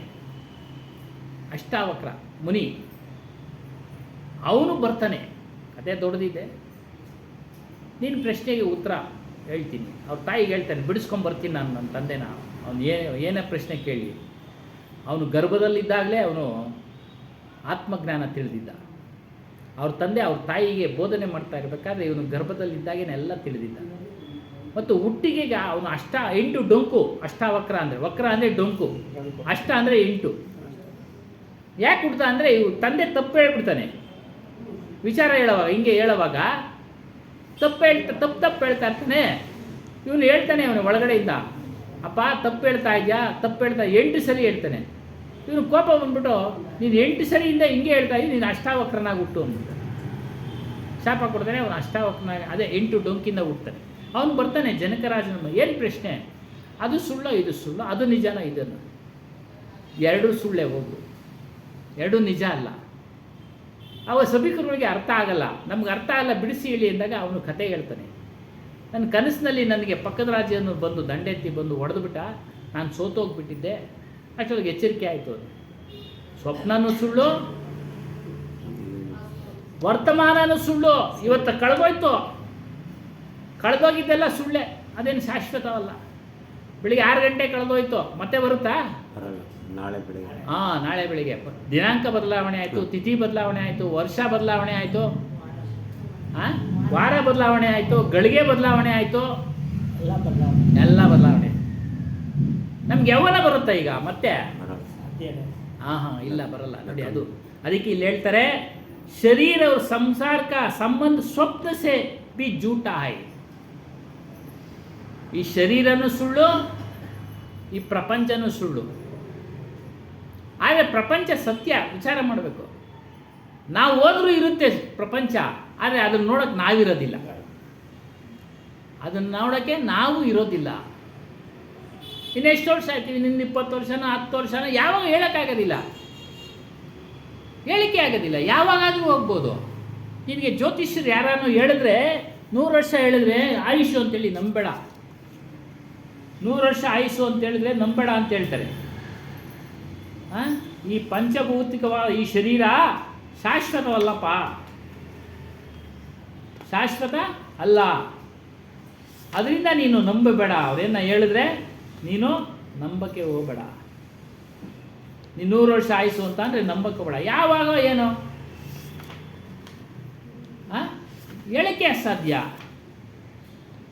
ಹಾಗಾಗಿ ಯಾರಾದರೂ ಹೇಳಿದ್ರೆ ನಂಬಬೇಡ. ಅದಕ್ಕೆ ನಾವು ಸನ್ಮಾನ್ ಸಾಹೇಬ್ರು ಹೇಳೋದು, ಯಾವಾಗೋ ಏನೋ ಗೊತ್ತಿಲ್ಲಪ್ಪ, ಇದು ಈಗಲೇ ಹೋಗ್ಬಿಡ್ಬೋದು, ಈಗಲೇ ಹೋಗ್ಬೋದು. ಅದಕ್ಕೇನು ನಿಗದಿ ಇಲ್ಲ, ಹೋಗ್ತಾ ಹೋಗ್ತಾ ಹೋಗ್ಬೋದು. ಹಗಲು ರಾತ್ರಿ ಸಮಯ ನಿಗದಿ ಇಲ್ಲ ಅದಕ್ಕೆ, ಶರೀರ ಬಿದ್ದೋಗೋದಕ್ಕೆ. ನೋಡ್ತಾ ಇದ್ದೀವಿ, ಅಬ್ದುಲ್ ಕಲಾಂ ಸ್ಪೀಚ್ ಮಾಡ್ತಾ ಮಾಡ್ತಾ ಕುಸ್ತೋಗ್ಬಿಟ್ರು. ಹಾಸನದ ಒಂದೇ ಸಲ 4-5 ಜನ ಹೋದ್ರು. ಹೇಳಲಿಕ್ಕಾಗೋದಿಲ್ಲ. ಅವ್ರ ಕನಸುಗಳು ಏನೇನಿದ್ವೋ, ಅವ್ರ ಕನಸುಗಳು ಏನೇನಿದ್ವೋ ಗೊತ್ತಿಲ್ಲ. ಅವ್ರ ಕನಸುಗಳು ಏನೇನಿದ್ವೋ ಗೊತ್ತಿಲ್ಲ. ಅದಕ್ಕೆ ಇಲ್ಲಿ ಹೇಳ್ತಾರೆ, ಭಾಳ ಚೆನ್ನಾಗಿ ಹೇಳಿದ್ದಾರೆ.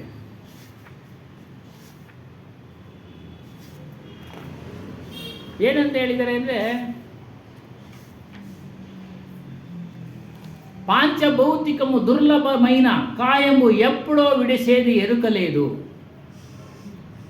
శతవర్షములదా కవితమా చెప్పిన గాని నమ్మరాల మాట నమ్మన బాల్యముందో మంచి ప్రాయముందో ముసలి ఎందో లేక ముదుమి ఎందో యారనో అడవియనో మధ్యంబునో ఎప్పుడో ఏ వేళనో అంతు మరణమే నిశ్చయము.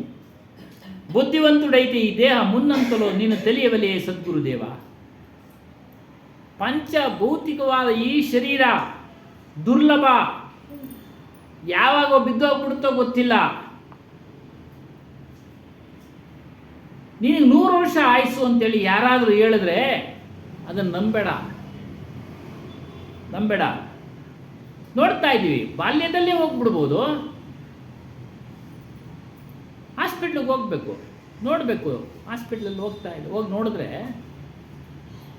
ಎಳೆ ಮಕ್ಕಳಿಗೆಲ್ಲ ಕಾಯಿಲೆಗಳು ಆಗ್ತಾನೆ. ಹುಟ್ಟಿರೋ ಮಕ್ಕಳಿಗೆ ಹಾರ್ಟ್ ಪ್ರಾಬ್ಲಮ್ಮು, ಅದು ಪ್ರಾಬ್ಲಮ್ಮು, ಏನೇನು. ಅದಕ್ಕೆ ಹೇಳಿದ್ರು, ಬಾಲ್ಯದಲ್ಲೋ ಪ್ರಾಯದಲ್ಲೋ ಮಧ್ಯ ವಯಸ್ಸಿನಲ್ಲೋ ಮುದಿತನದಲ್ಲೋ ಅಡವಿನಲ್ಲೋ ಹೋಗ್ಬೋದು, ನಗರದಲ್ಲೋ ಹೋಗ್ಬೋದು, ಮನೆ ಒಳಗೆ ಹೋಗ್ಬೋದು, ಹೊರಗೆ ಹೋಗ್ಬೋದು. ಎప్పుಡೋ ಹೇಳೇನೋ ಯಾವಾಗೋ ಏನೋ ಹೇಳೋಕ್ಕಾಗೋದಿಲ್ಲ. ಅಂತೂ ಮರಣವೇ ನಿಶ್ಚಯ. ಬುದ್ಧಿವಂತನಾದರೆ ಈ ದೇಹ ಬಿದ್ದೋಗಕ್ಕೇನು ಮೊದಲು ತನ್ನನ್ನು ತಾನು ತಿಳಿತಾನೆ. ಹಾಗಾಗಿ ನೀವು ತಿಳಿರಿ.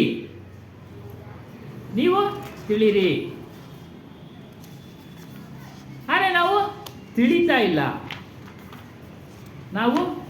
ಇಲ್ಲ. ತಿಳಿದ್ರೇ ನಮಗೆಲ್ಲ ಗೊತ್ತಾಗೋದು. ಅದನ್ನೇ ಹೇಳ್ತಾರೆ, ಶರೀರ ಮತ್ತು ಸಂಸಾರ ಸ್ವಪ್ನದಂತಪ್ಪ.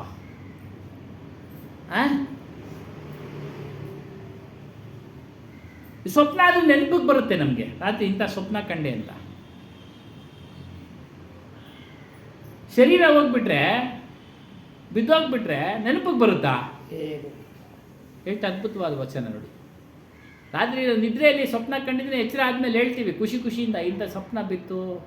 ದುಃಖದ ಬಿದ್ದರೆ ದುಃಖದ ಹೇಳ್ಕೊಂಡು ಅಳ್ತೀವಿ, ಸುಖದ ಬಿದ್ದರೆ ಸುಖ ಹೇಳ್ಕೊಂಡು ನಗ್ತೀವಿ. ಶರೀರನೇ ಬಿದ್ದೋಗ್ಬಿಟ್ರೆ ಯಾರು ಹೇಳ್ತಾರೆ? ಹೇಳಕ್ಕೆ ಇವನೇ ಇರಲ್ವಲ್ಲ, ಆತ್ಮನೇ ಇರಲ್ವಲ್ಲ ಹೇಳಕ್ಕೆ.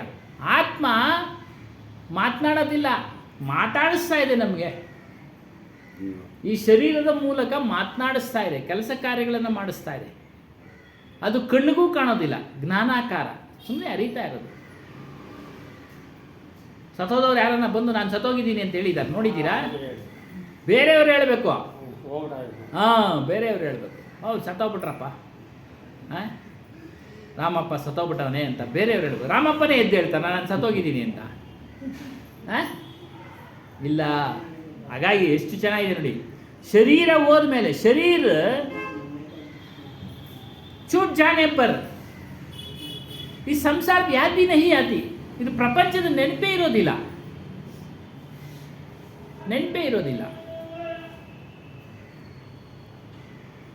ಈ ರೀತಿಯ ಶರೀರದಲ್ಲಿ ಮತ್ತು ಈ ಸಂಸಾರದಲ್ಲಿ, ಪ್ರಪಂಚದಲ್ಲಿ ನಾವುಗಳು ಈ ಪ್ರಾಣಿ ಪದಾರ್ಥಗಳ ಮೇಲೆ ಅಹಂತ ಮಮತಾವನ್ನು ಇಟ್ಕೊಂಡಿದ್ದೀವಿ. ಇದು ಬಹಳ ದೊಡ್ಡ ಅಜ್ಞಾನ. ನನ್ನದು ಈ ದೇಹ ನಂದು, ಚೆನ್ನಾಗಿರ್ತೀನಿ, ನಾನು ಪೈಲ್ವಾನು, ನಾನು ಹಿಂಗೆ ಇರ್ತೀನಿ. ಎಷ್ಟು ಜನ ಪೈಲ್ವಾನ್ಗಳು ಹೋಗ್ಬಿಟ್ರು ಅಲ್ವರ? ಇತಿಹಾಸ ಹೇಳ್ತಾ ಇದೆ, ಎಷ್ಟು ಜನ ಶೂರರು ವೀರರು. ಅಲೆಕ್ಸಾಂಡರ್ ಈ ಜಗತ್ತನ್ನೇ ಗೆದ್ದಂಥವನು, ಅವನು ಹೊರಟೋದ. ಇದು ದೊಡ್ಡ ಅಜ್ಞಾನ. ಕೊನೆಗೆ ಅವನು ಜ್ಞಾನ ಬಂದುಬಿಡ್ತು ಗುರುಗಳ ಮೂಲಕ. ಹಾಗಾಗಿ ಅದೇ ಆಟ ಇದು. ಏನು? ಗುರು ನಮಗೆ ಜ್ಞಾನ ತಿಳಿಸ್ತಾನೆ ಅಂತ ಹಾಡು ಇದರಲ್ಲಿ. ಜ್ಞಾನ ತಿಳಿಸ್ತಾನೆ.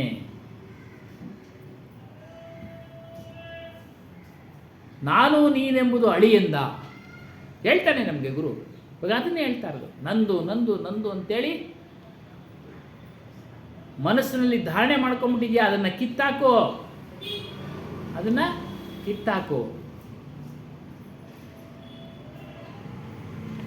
ಕಿತ್ತಾಕು ಅಂತ ಹೇಳಿ ಮುಕ್ತಿಯ ಮಾರ್ಗ ತೋರಿಸ್ತಾನೆ. ಅದಕ್ಕೆ ಸದ್ಗುರು ದೊರೆಯುವುದು ದುರ್ಲಭವು. ಸದ್ಗುರುಗಳು ಸಿಗೋದು ಭಾಳ ಕಷ್ಟ. ಸದ್ಗುರುಗಳು ಭಾಳ ಯಾರ್ಯಾರು ಜೀವನದಲ್ಲಿ ಸದ್ಗುರು ಸಿಕ್ಬಿಟ್ಟಿದಾರೋ ಅವ್ರ ಜೀವನ ಪಾವನ ಆಯಿತು. ಪಾವನ ಆಯಿತು ಅಂದರೆ ಬಿಡುಗಡೆ. ಆದರೆ ಅವನು ಹೇಳಿದಂಥ ವಚನಗಳನ್ನು ಆಚರಣೆಗಳನ್ನು ಶಿಷ್ಯನು ಮಾಡುವಂತನಾಗಬೇಕು, ಆಗ ಬಿಡುಗಡೆ. ಹೇಳ್ಬಿಟ್ಟ ಮಾರ್ಗದರ್ಶಕ ಸದ್ಗುರು, ದೇವರು ಸದ್ಗುರು. ತಂದೆ ತಾಯಿಗಳು ನೀತಿ ಮಾತುಗಳನ್ನು ಹೇಳ್ತಾರೆ, ಅದು ಕೇಳಬೇಕು, ನಾವು ಪಾಲನೆ ಮಾಡಬೇಕು. ಅದಕ್ಕಿಂತ ಹೆಚ್ಚಾಗಿ ಸದ್ಗುರು ಅವನ ಮಾತನ್ನು ಕೇಳಿದ್ರೆ 10,000 ಬಂಧನದಿಂದ ಬಿಡುಗಡೆ ಆಗ್ತದೆ. ಅದಕ್ಕೆ ಹೇಳ್ತಾರೆ ದೊಡ್ಡ ಅಜ್ಞಾನ ಆಗುತ್ತಪ್ಪ, ದೊಡ್ಡ ಅಜ್ಞಾನ, ನಾನು ನನ್ನದು ಅಂತ. ಇದೇ ಬಂಧನ. ಇದರ ನಡುವೆ ಏನು ಮಾಡ್ತೀವಿ ನಾವು ಜೀವನದಲ್ಲಿ? ದುರಭ್ಯಾಸಗಳನ್ನು ಬೆಳೆಸ್ಕೊಳ್ತೀವಿ. ಬೀಡಿ, ಸಿಗರೇಟು, ತಂಬಾಕು, ಮದ್ಯಪಾನ ಸೇವನೆ, ಧೂಮಪಾನ ಸೇವನೆ, ಅದನ್ನು ಸೇವನೆ ಮಾಡ್ತೀವಿ. ಅದನ್ನು ಇಲ್ಲದೇ ಇದ್ರೆ ಇಲ್ಲೇ ಇಲ್ಲ. ಆ ರೀತಿ ಅಭ್ಯಾಸ ಮಾಡ್ಕೊಂಡ್ಬಿಡ್ತೀವಿ.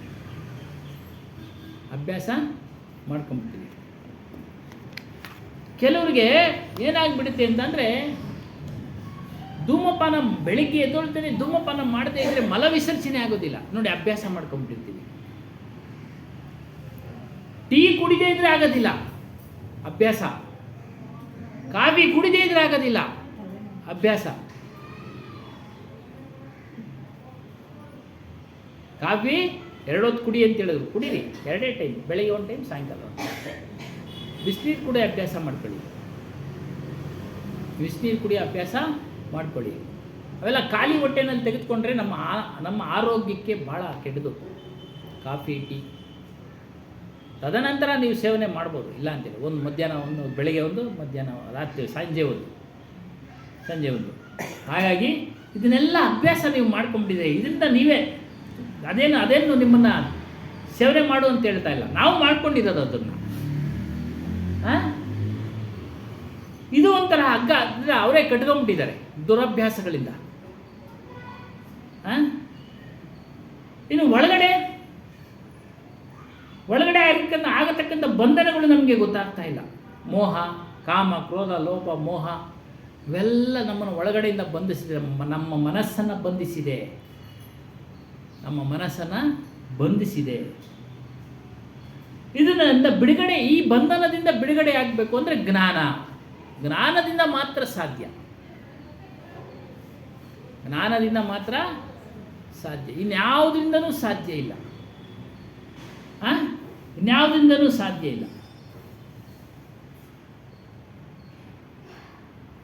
ಹಾಗಾಗಿ ಜ್ಞಾನವನ್ನು ತಿಳಿಯಿರಿ, ನಿಮ್ಮನ್ನು ನೀವು ತಿಳಿಯಿರಿ, ನಿಮ್ಮನ್ನು ನೀವು ಪರಿಚಯ ಮಾಡ್ಕೊಳ್ಳಿ. ಯಾವ ವ್ಯಕ್ತಿಗೆ ಜ್ಞಾನ ಇಲ್ವೋ, ಆತ್ಮಜ್ಞಾನ, ವ್ಯವಹಾರ ಜ್ಞಾನ ಹೇಳ್ಕೊಡ್ತಾರೆ ಬೇರೆಯವರು, ಆತ್ಮಜ್ಞಾನ ತಿಳಿಸತಕ್ಕಂಥವ್ರು ಸದ್ಗುರುಗಳು ಮಾತ್ರ. ಆ ಸದ್ಗುರುಗಳನ್ನು ನೀವು ಗುರುಗಳನ್ನು ಮಾಡಬೇಕಾದ್ರೆ ಅವರು ಈ ಮಾರ್ಗದಲ್ಲಿ ಇದ್ದಾರಾ ಅಂತೇಳಿ ನೀವು ತಿಳಿದು ಮಾಡಬೇಕು. ಯಾವ ಸಂತ, ಯಾವ ಸದ್ಗುರು ಹಣದ ಹಿಂದೆ ಹೋಗಬಾರ್ದು. ಕೊಟ್ಟರೆ ತೆಗೆದುಕೊಳ್ಳೋರು ಅಂತ ಆಗಬೇಕು. ಶಿಷ್ಯನು ಕೊಟ್ಟರೆ ಅವ್ನು ಕೊಡಬೇಕು, ಕರ್ತವ್ಯ. ಕೊಟ್ಟರೆ ತೆಗೆದುಕೊಳ್ಳೋದು. ಇವರು ಬಾಯಿ ಬಿಟ್ಟು ಕೇಳಬಾರ್ದು, ಅದು ಅಭಿಲಾಷ ಆಗಲಿ. ಹಣದ ಹಿಂದೆ ಹೋಗತಕ್ಕಂಥ ಸಾಧು ಅಲ್ಲ. ಶಿಷ್ಯನು ಮನಸ್ಪೂರ್ವಕವಾಗಿ ತನುಮನ ಧನ ಅರ್ಪಣೆ ಮಾಡಬೇಕು. ಅಲ್ಲಿ ಓಡಾಡ್ತಾರೆ, ಖರ್ಚು ವೆಚ್ಚಗಳಿರ್ತವೆ, ಆಶ್ರಮನ ನಡೆಸ್ತಾ ಇರ್ತಾರೆ. ಹನುಮಾನ್ ಸಾಹೇಬರು ಯಾರು ಇಷ್ಟೇ ಕೊಡು ಅಂತೇನು ಬಲವಂತ ಮಾಡ್ತಾ ಇಲ್ಲ, ಕೊಟ್ಟಿದ್ದು ತೆಗೆದುಕೊಳ್ಳೋರು, ಆಶ್ರಮ ನಡೆಸ್ತಾ ಇರ್ತಾರೆ ಅಲ್ವಾ. ಹಾಗಾಗಿ ಇದೇ ರೀತಿಯಾಗಿ ವಿವೇಕ ಏನು ಕೇಳದೆ ಕೊಡ್ತಕ್ಕಂಥವನು ಅಂದರೆ ಜ್ಞಾನವನ್ನು ಸದ್ಗುರು ಮಾತ್ರ, ನಿಜವಾದ ಸದ್ಗುರು. ಗುರುನ ಶೋಧನೆ ಮಾಡಿ ತಿಳ್ಕೊಳ್ಳಿ. ನೀರು ಕಚಡ ಇದ್ದರೆ ಯಾವ ರೀತಿ ಶೋಧಿಸಿ ಕುಡಿತೀರೋ ಆ ರೀತಿಯಾಗಿ ನೋಡಿ ಆತನ ಆಚರಣೆ ಚೆನ್ನಾಗಿದೆಯಾ, ಹೇಳ್ದಂಗೆ ಇದಾನ, ಜ್ಞಾನ ಮಾರ್ಗದಲ್ಲಿದ್ದಾನ, ಆಚರಣೆಗಳಿದೆಯಾ, ಇವೆಲ್ಲ ಗಮನಿಸಿ ಮಾಡಬೇಕು. ಮನುಷ್ಯನ ಒಂದು ಮೌಲ್ಯ ಯಾವಾಗ ಹೆಚ್ಚುತ್ತೆ ಅಂತಂದರೆ, ಬೆಲೆ ಯಾವಾಗ ಹೆಚ್ಚುತ್ತಂದರೆ ತನ್ನನ್ನು ತಾನು ತಿಳಿಯೋದು, ತಿಳಿದ ಬಳಿಕ ಬೇರೆಯವ್ರು ನೋಡಿ ಅವನಿಗೆ ಬೆಲೆ ಕೊಡೋದು ಬೇಕಾಗಿಲ್ಲ. ತನ್ನ ಒಂದು ಸ್ವರೂಪವನ್ನು ತಿಳಿದಾಗ ಅದ್ರ ಬೆಲೆ ಆತನಿಗೆ ಅರಿವಾಗುತ್ತೆ. ಓ, ನಾನು ಇಂಥ ಕೆಲಸ ಮಾಡಬೇಕಾಯಿತು, ಮಾಡಿದ್ದೀನಿ, ಮಾಡ್ತಾ ಇದ್ದೀನಿ. ವಿವೇಕವನ್ನು ಪಡೀರಿ. ಹಾಂ, ಮೂಢನಂಬಿಕೆಗಳನ್ನು, ರಾಗದ್ವೇಷಗಳನ್ನು ಇವುಗಳನ್ನೆಲ್ಲ ಬಿಡುವಂತರಾಗಿ, ಕಾಮ, ಕ್ರೋಧ, ಲೋಭ, ಮೋಹ, ಮದ, ಮತ್ಸರ ಮತ್ತು ಕಲ್ಪನೆಗಳನ್ನು ಬಿಡುವಂತರಾಗಿ, ಕಲ್ಪನೆಗಳು ಅವುಗಳನ್ನು ಬಿಡುವಂತರಾಗಿ,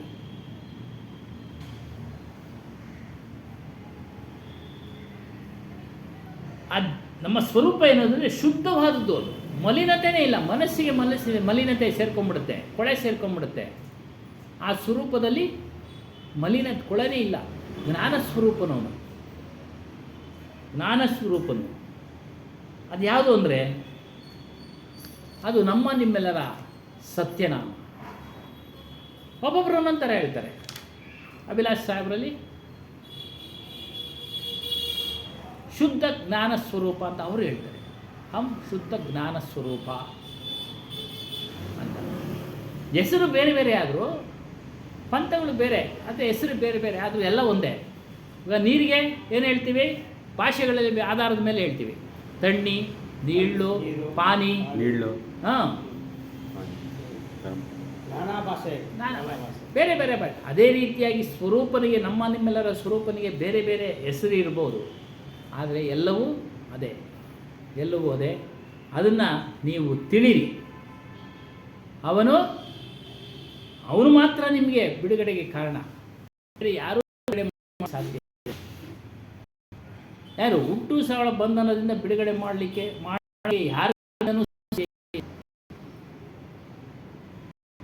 ಯಾರಿಂದನೂ ಮಾಡಲಿಕ್ಕೆ ಸಾಧ್ಯ ಇಲ್ಲ. ಈ ಕಷ್ಟಗಳು ಅಷ್ಟೇ, ಜೀವನದಲ್ಲಿ ಬರತಕ್ಕಂಥ ಕಷ್ಟಗಳು ಅಷ್ಟೇ. ಸಮಯ ಬಂದರೆ ಅಲ್ಲಿಗೆ ಹೋಗ್ತೀವಿ, ಎಲ್ಲ ಕಡೆ ಹೋಗ್ತೀವಿ, ಆಗುತ್ತೆ ಅಷ್ಟೇ. ಕೆಲವರು ಹೋಗೋದೇ ಇಲ್ಲ. ಕಷ್ಟಗಳು ಬಿಡುಗಡೆ ಆಗಿಲ್ವಾ ಅವ್ರಿಗೆ? ಆಗುತ್ತೆ. ಅಲ್ವರಾ? ಈ ರೀತಿ ಕಲ್ಪನೆಗಳು, ಇನ್ನೊಂದು ಕಲ್ಪನೆ ತುಂಬಿಟ್ಟಿದ್ದಾರೆ. ಪಿತೃಪಕ್ಷ ಮಾಡದೇ ಇದ್ರೆ ಗಂಡು ಮಕ್ಕಳಾಗೋದಿಲ್ಲ ಅಂತ. ಏನೇನು ಎಷ್ಟು ಜನ ಮಾಡ್ತಾವ್ರೆ? ನೂರಾರು ವರ್ಷಗಳಿಂದ ಹುಡ್ದಾಗಿದ್ದ ಸಾಯೋರ್ಗು ಮಾಡ್ತಾನೆ ಇರ್ತಾರೆ ನೋಡಿ. ಆ ಭಯ ಬಿಡಿ, ಭಯ ಬಿಡಿ. ಪೂಜೆ ಮಾಡಬೇಕಾ? ಮಾಡಿ. ಬೇಡ ಅಂತಿಲ್ಲ, ಸಾತ್ವಿಕ ಪೂಜೆ ಮಾಡಿ. ಅದ್ರ ಜೊತೆಯಲ್ಲೇ ಆ ಪೂಜೆಗಳೆಲ್ಲ ನಿಮ್ಮನ್ನು ಬಿಡುಗಡೆ ಮಾಡೋದಿಲ್ಲ. ವಿಷಯ ತಿಳ್ಕೊಬೇಕು. ಹೇಳಿದ್ರ ಶುಭ ಅಶುಭ ಕರ್ಮ ಇವೆಲ್ಲ ಶುಭ ಕರ್ಮಗಳೇ, ಪೂಜೆ ಪುನಸ್ಕಾರಗಳಿಲ್ಲ ಅಂತೇಳಿಲ್ಲ. ಆದರೆ ಅವುಗಳು ಬಂಧನಕ್ಕೆ ಕಾರಣ. ಅಂದರೆ ಮತ್ತೆ ಹುಟ್ಟಬೇಕು, ಮತ್ತೆ ಕಷ್ಟ ಸುಖಗಳನ್ನು ಅನುಭವಿಸ್ಬೇಕು. ಮುಂದೆ ಏನಾಗಿ ಹುಡ್ತೀವೋ ಯಾರು ಗೊತ್ತಿಲ್ಲ. ಈ ಬಂಧನದಿಂದ ಬಿಡುಗಡೆ ಮಾಡತಕ್ಕಂಥ ನಿಜವಾದ ಶ್ರೇಷ್ಠವಾದ ಶುಭ ಕರ್ಮ ಅಂತಂದರೆ ನಮ್ಮನ್ನು ನಾವು ತಿಳಿಯೋದು. ಅದನ್ನು ತಿಳಿಯಿರಿ. ಈ ಅಪಾರವಾದ ಹುಟ್ಟು ಸಾವು ಬಂಧನದಿಂದ ಬಿಡುಗಡೆಯಾಗಿದೆ ಅಂತೇಳಿ ಕಬೀರ್ ಸಾಹೇಬರು ಆ ಸಾರವನ್ನು ತೆಗೆದುಕೊಂಡ್ರು. ಎಲ್ಲ ಗ್ರಂಥಗಳಲ್ಲಿರ್ತಕ್ಕಂಥ ಸಾರವನ್ನು. ಸಾರ ಅಂದರೆ ನಮಗೆ ಲಾಭ ಕೊಡತಕ್ಕಂಥದ್ದು, ಬೇರೆ ಇನ್ನೇನೂ ಅಲ್ಲ. ನಮ್ಮನ್ನು ಬಿಡುಗಡೆ ಮಾಡತಕ್ಕಂಥ ಶಬ್ದಗಳನ್ನು ತೆಗೆದುಕೊಂಡ್ರು. ಇವಾಗ ಕೃಷ್ಣ ಅದರಲ್ಲೇ ಹೇಳಿದ್ದಾನೆ, ಶುಭ ಅಶುಭ ಕರ್ಮಗಳು ಬಂಧನಕ್ಕೆ ಕಾರಣ. ಅವರು ಅದೇ ಹೇಳಿದರು. ಬೇಡಿ, ಕಬ್ಬಿಣದಾದರೂ ಬೇಡಿನೇ, ಚಿನ್ನದಾದರೂ ಬೇಡಿನೇ. ದಾರ ಆದರೂ ಬೇಡಿ. ಹಾಂ, ಬೇಡಿನೇ. ಚಿನ್ನದ ಹಾಕಿದ ತಕ್ಷಣ ನೀವೇನು ಸಂತೋಷ ಪಡ್ತೀರಾ? ನನ್ನ ಕೈ ಕಟ್ಟಾಕಿದ್ದಾರೆ, ನಾನು ಸ್ವತಂತ್ರನಲ್ಲ, ಬಂಧನಕ್ಕೆ ಒಳಪಡಿದ್ದಾರೆ ಅಂತೀಗ ತಾನೇ? ಅದಕ್ಕೆ ಹೇಳಿದ್ರು, ಬೇಡಿ, ಚಿನ್ನದಾದರೂ ಬೇಡಿನೇ, ಕಬ್ಬಿಣದಾದರೂ ಬೇಡಿನೇ. ದಾರದಿಂದ ಕಟ್ಟಿದ್ರೂ ಬಂಧನನೇ. ಕಬ್ಬಿಣದ ಬೇಡಿ ಅಶುಭ ಕರ್ಮ, ಚಿನ್ನದ ಬೇಡಿ ಶುಭ ಕರ್ಮ. ಶ್ರೇಷ್ಠವಾದ ಶುಭ ಕರ್ಮ ಅಂತಂದರೆ ನಮ್ಮನ್ನು ನಾವು ತಿಳಿಯೋದು, ನಮ್ಮ ಸ್ವರೂಪವನ್ನು ತಿಳಿಯೋದು. ಅದ್ಯಾವುದಂದರೆ ನಮ್ಮೆಲ್ಲ ಅರಿವು, ಅಂತರಾತ್ಮ ಅಂತ ಅದಕ್ಕಂತ ಹೇಳ್ತಾರೆ. ಒಳಗಡೆ ಇದೆ. ಅದು ಹೋಗ್ತಾ ಹೋಗ್ತಾ ಇನ್ನೂ ಬಿಡಿಸ್ತಾರೆ ಅದನ್ನು, ಹೊರಗೂ ಇಲ್ಲ ಒಳಗೂ ಇಲ್ಲ. ಆ ಒಂದು ಮಟ್ಟಕ್ಕೆ ಹೋಗಬೇಕು, ಆ ಒಂದು ಮಟ್ಟಕ್ಕೆ ಹೋಗಬೇಕು. ಪಾರಕಿ ಜ್ಞಾನ ಅಂತ ಇದಕ್ಕೆ ಹೆಸರು. ಸತ್ಯರಾಮ ಅಂತೇಳಿ ನಮ್ಮ ಸ್ವರೂಪ ಕೇಳ್ತಾರೆ. ಹಲವಾರು ಪಂಥಗಳಲ್ಲಿ ಹಲವಾರು ಹೆಸರು ಹೇಳ್ತಾರೆ. ಇಲ್ಲಿ ಅವರವ್ರ ವಿಚಾರ. ಹಾಗಾಗಿ ನಾವೆಲ್ಲರೂ ಸಹ ಇಂಥ ಒಂದು ಸತ್ಸಂಗವನ್ನು, ಪಾರಕಿ ಜ್ಞಾನವನ್ನು ತಿಳಿಸತಕ್ಕಂಥ ಸತ್ಸಂಗವನ್ನು ತಿಳಿದು ಅದರ ಆಚರಣೆಯಲ್ಲಿ ತೊಡಗೋಣ. ಇಂಥ ಅಪಾರವಾದ ಹುಟ್ಟು ಸಾವಳ ಬಂಧನದಿಂದ ಬಿಡುಗಡೆ ಆಗೋಣ ಅಂತ ಹೇಳ್ತಾ ಇದನ್ನು ಸತ್ಸಂಗ ಕಾರ್ಯಕ್ರಮದಲ್ಲಿ ಮುಕ್ತಾಯ ಮಾಡಿದೆ. बोलिए श्री सत्यनाम आदि कबीर साहेब की जय, सद्गुरु श्री हनुमान साहेब की जय, गुरु माता जी की जय, सर्वसंत महंत की जय। जय जय सत्य कबीर सतनाम सत सुकृत सतरथ कामी साहेब सतकामी विगत कलेश सतधामी विगत कलेश सतधामी त्रिभुवनपति स्वामी। जय जय जय सत्य कबीर जयतु कबीरं नाशक भवतीरं साहेब नाशक भवतीरं। चारो मनुज शरीरं चारो मनुज शरीरं शिशुवर शरतीरं।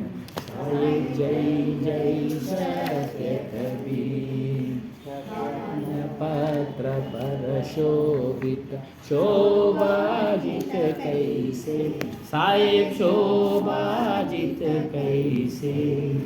नीलाचल पर राजित नीलाचल पर राजित मुक्तामणि जैसे।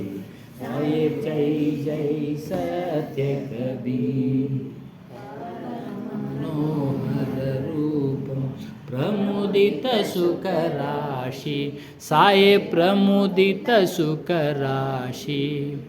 अति अभिनव अविनाशी अति अभिनव अविनाशी काशीपुरवासी।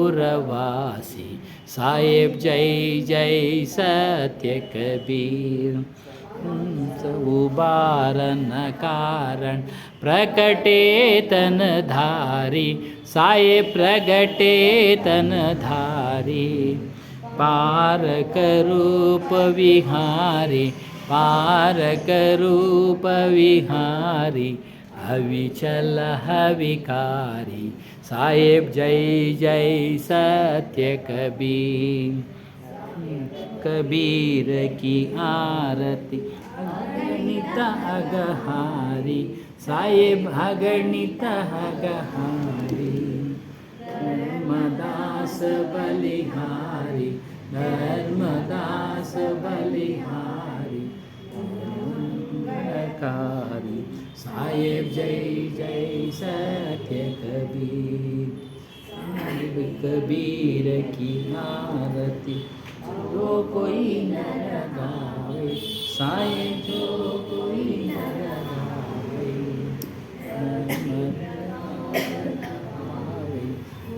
पदारत पावे साहेब जय जय सत्य कबीर। बोलिए श्री सत्यनाम आदि कबीर साहेब की जय, सद्गुरु श्री हनुमान साहेब की जय, गुरु माता जी की जय, सर्व संत महंत की जय।